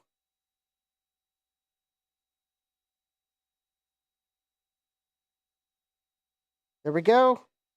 So let's see. L1 cache looks like 48.2, which is no change. It's probably within the margin of error. L2 cache is 20.21. Exactly the same number. And memory throughput is 9.39 megabytes, which is like a 0.09 bump, but that might be within the margin of error. So it looks like the extra L2 cache helped many of the benchmarks. It gave Quake almost 2 extra frames per second, which is impressive. Doom was 23 frames a second at the larger resolution, which I would call that playable. I mean, it's not a great frame rate, but 23 frames a second, that's definitely playable. Probably tolerable. I have to figure out how much SRAMs cost. I can't give this a Justin score of how much, because I'd have to figure out how much these SRAMs cost back in the day. Nowadays, these 9 SRAMs would have cost me, well, okay. They were 90 cents a piece. Let's just call it $9, or $9. It's like more like $8. Somewhere between low $8. I guess if you add something for shipping, it was probably closer to $9. If I took all the chips I ordered, distributed the shipping, yeah, they were probably about $9. So I guess now if you've got an older motherboard and it doesn't have all the cache that it can take, I'd say go for it. Definitely worth the boost in performance for the $9. So yeah, actually, I would suspect, yeah, $9 is giving me a pretty good performance boost. It's actually something very nice. So anyways, I think that is about where I'm going to stop for the evening. I mean, yeah, sure, I could, I am somewhat curious as to what it would look like if I put the AMD 5x86 back in and started running some of these benchmarks with the extra cache. But I think I'm going to save that for another time. Sure, it'd be nice to see what the overclocking this Pentium Overdrive might do, but I'm going to save that for a potential channel supporter stream, because I got to find ways to I guess, incentivize becoming a channel supporter. And actually, I don't know that that's anti-static. I've got to put these SRAMs I pulled off this board somewhere. And I would kind of be interested to know what the 486 DX266 would do with extra cache memory, but I'd say probably a decent speed boost too. So anyways, yes, $9 for extra cache. Definitely worth it now. I don't know what it would have cost back then, but it would have given you a speed boost. The AMD processor upgrade, I believe these were $199 back in the day. It was $48 now. depending on what you're doing, yes, but I don't think gaming was necessarily the target audience. I would suspect for general office applications like your word processing, internet browsing, maybe even watching, well,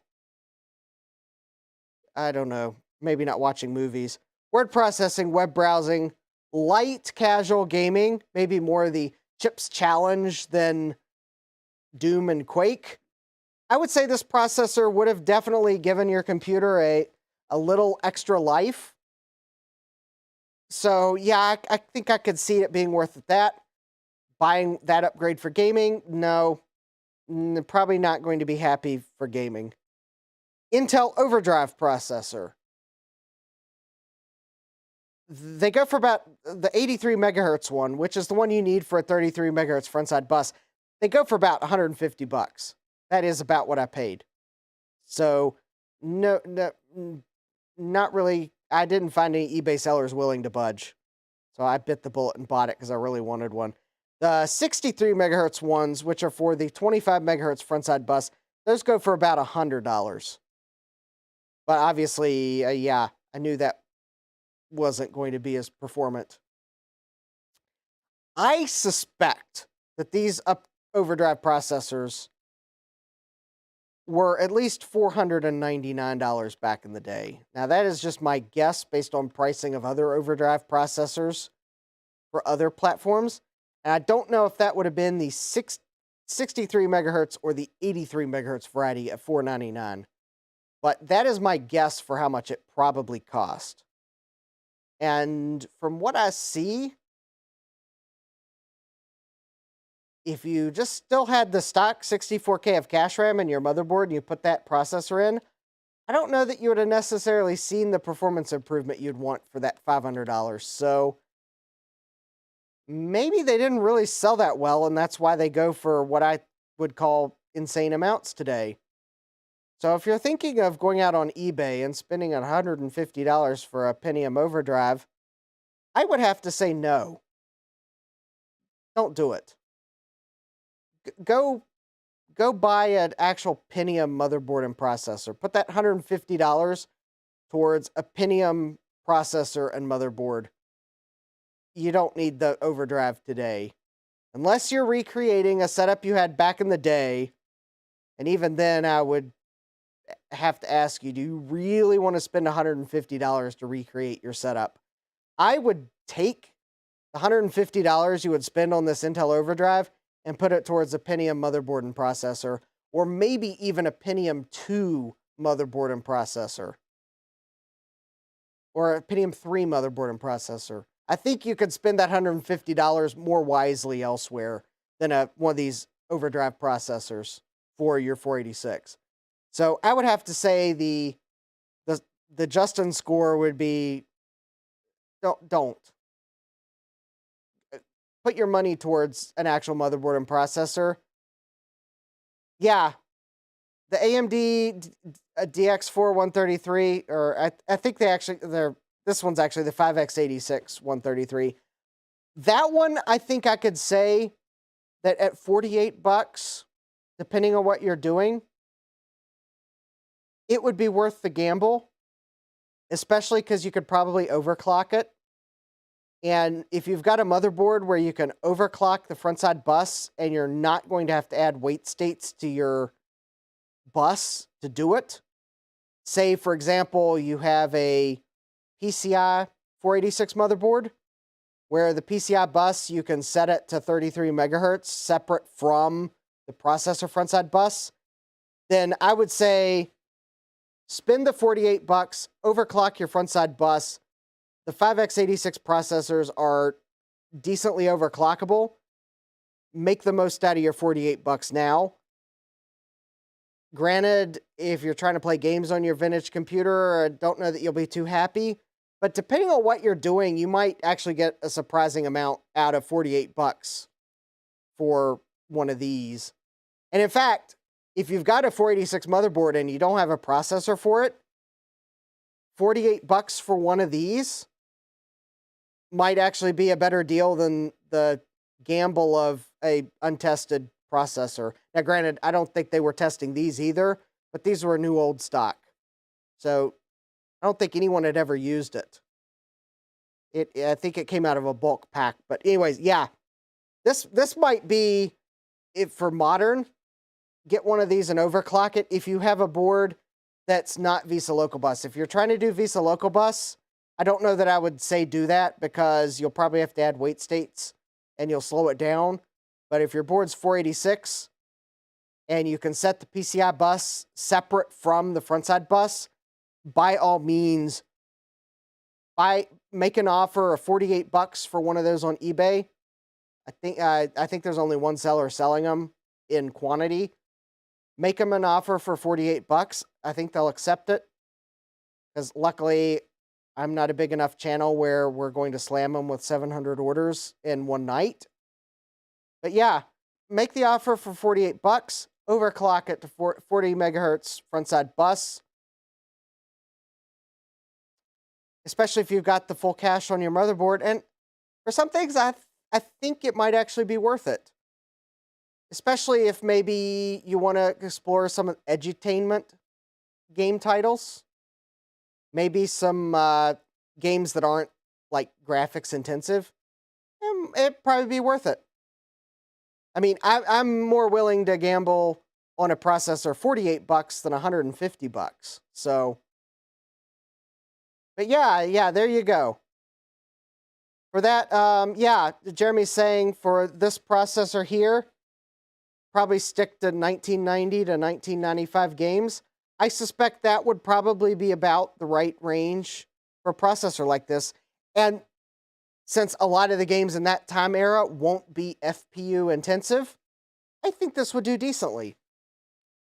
And you could probably get a free overclock, because the 5x86 processors were pretty overclockable.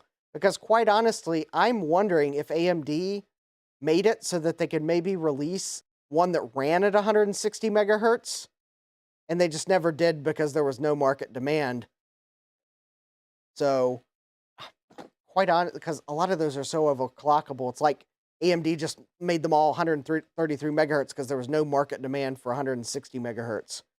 Because the 40 megahertz frontside bus,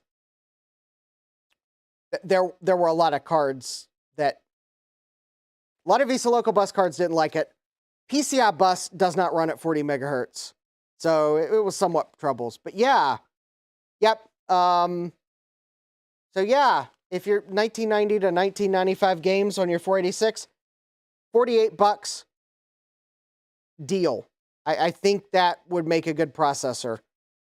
Even has the heatsink built in. I will add a link to the video description with the jumper settings on archive.org. So if you get this and you need to change jumper settings, because by default it's jumpered for 4x multiplier, and I think the cache mode is set to whatever your motherboard's set to. But there's other jumper settings in case you have trouble with the defaults. I'll put those link in the, I'll probably put it in the description, because I'm not opposed to editing the description. So yeah, there you go. So we looked at the 486 DX266. Quite honestly, pretty decent performer. I have to say I was kind of surprised how well it did. I guess I never had a 486 system growing up, so never really knew how well the 486 would run. Took a look at the $48 AM 5x86 133 based upgrade. Good for early 90s games. Not good for like Doom, Quake, games like that. Those are too intensive. So a steal if you're playing early 90s games that don't demand a lot. Pentium Overdrive, just say no on today's pricing. Put that money towards a motherboard and processor. I spent my money, so hopefully you will save yours. And if you're feeling bad at the money I spent on this to save you money, maybe you can chip $5 into my coffee, because I might have just saved you $150 of disappointment. So And yeah, actually, I think One Bit Fever Dreams reminded me of something that maybe I should do is maybe I should look into some of the ways of limiting the processor speed so that you could play games that were dependent on a slower processor that just run way too fast on a newer processor. I may do that someday, even though those are out there. But hey, what's one more YouTube video for consumption and watch hours? So anyways, it's midnight here. It's time to sign off. I'm glad everyone could join me for this 486 upgrade exploration. Hopefully you learned something, maybe learned which upgrade might be the bargain for a certain range of games, which upgrade to just save your money on because it was disappointing for what I paid for it. And I guess I realized that, the 486 platform was actually quite capable compared to my 386, which is also disappointing me because I can't get Windows 95 to install on it, but whatever. I guess I will have to try installing Windows 95 on this system now, and who knows, maybe Windows 95, some of these, my recommendations might change, but anyways, I'm glad everyone was here. Wish everyone a great evening, and try the first Warcraft next time. Jeremy, I will keep that game in mind for trying. Because also I realized I ran out of time. We didn't get to see if Chex Quest would even launch on a system like this. But I don't have a sound card in it, so what's the fun in no sound? But yes, the job is done. I am putting my finger on the correct button in OBS so that I can wish everyone a great rest of your evening. Hope to see you next time. Take care, and happy vintage computing. Computerized Start is brought to you by my awesome patrons on Patreon and by your tips and memberships on Ko-fi.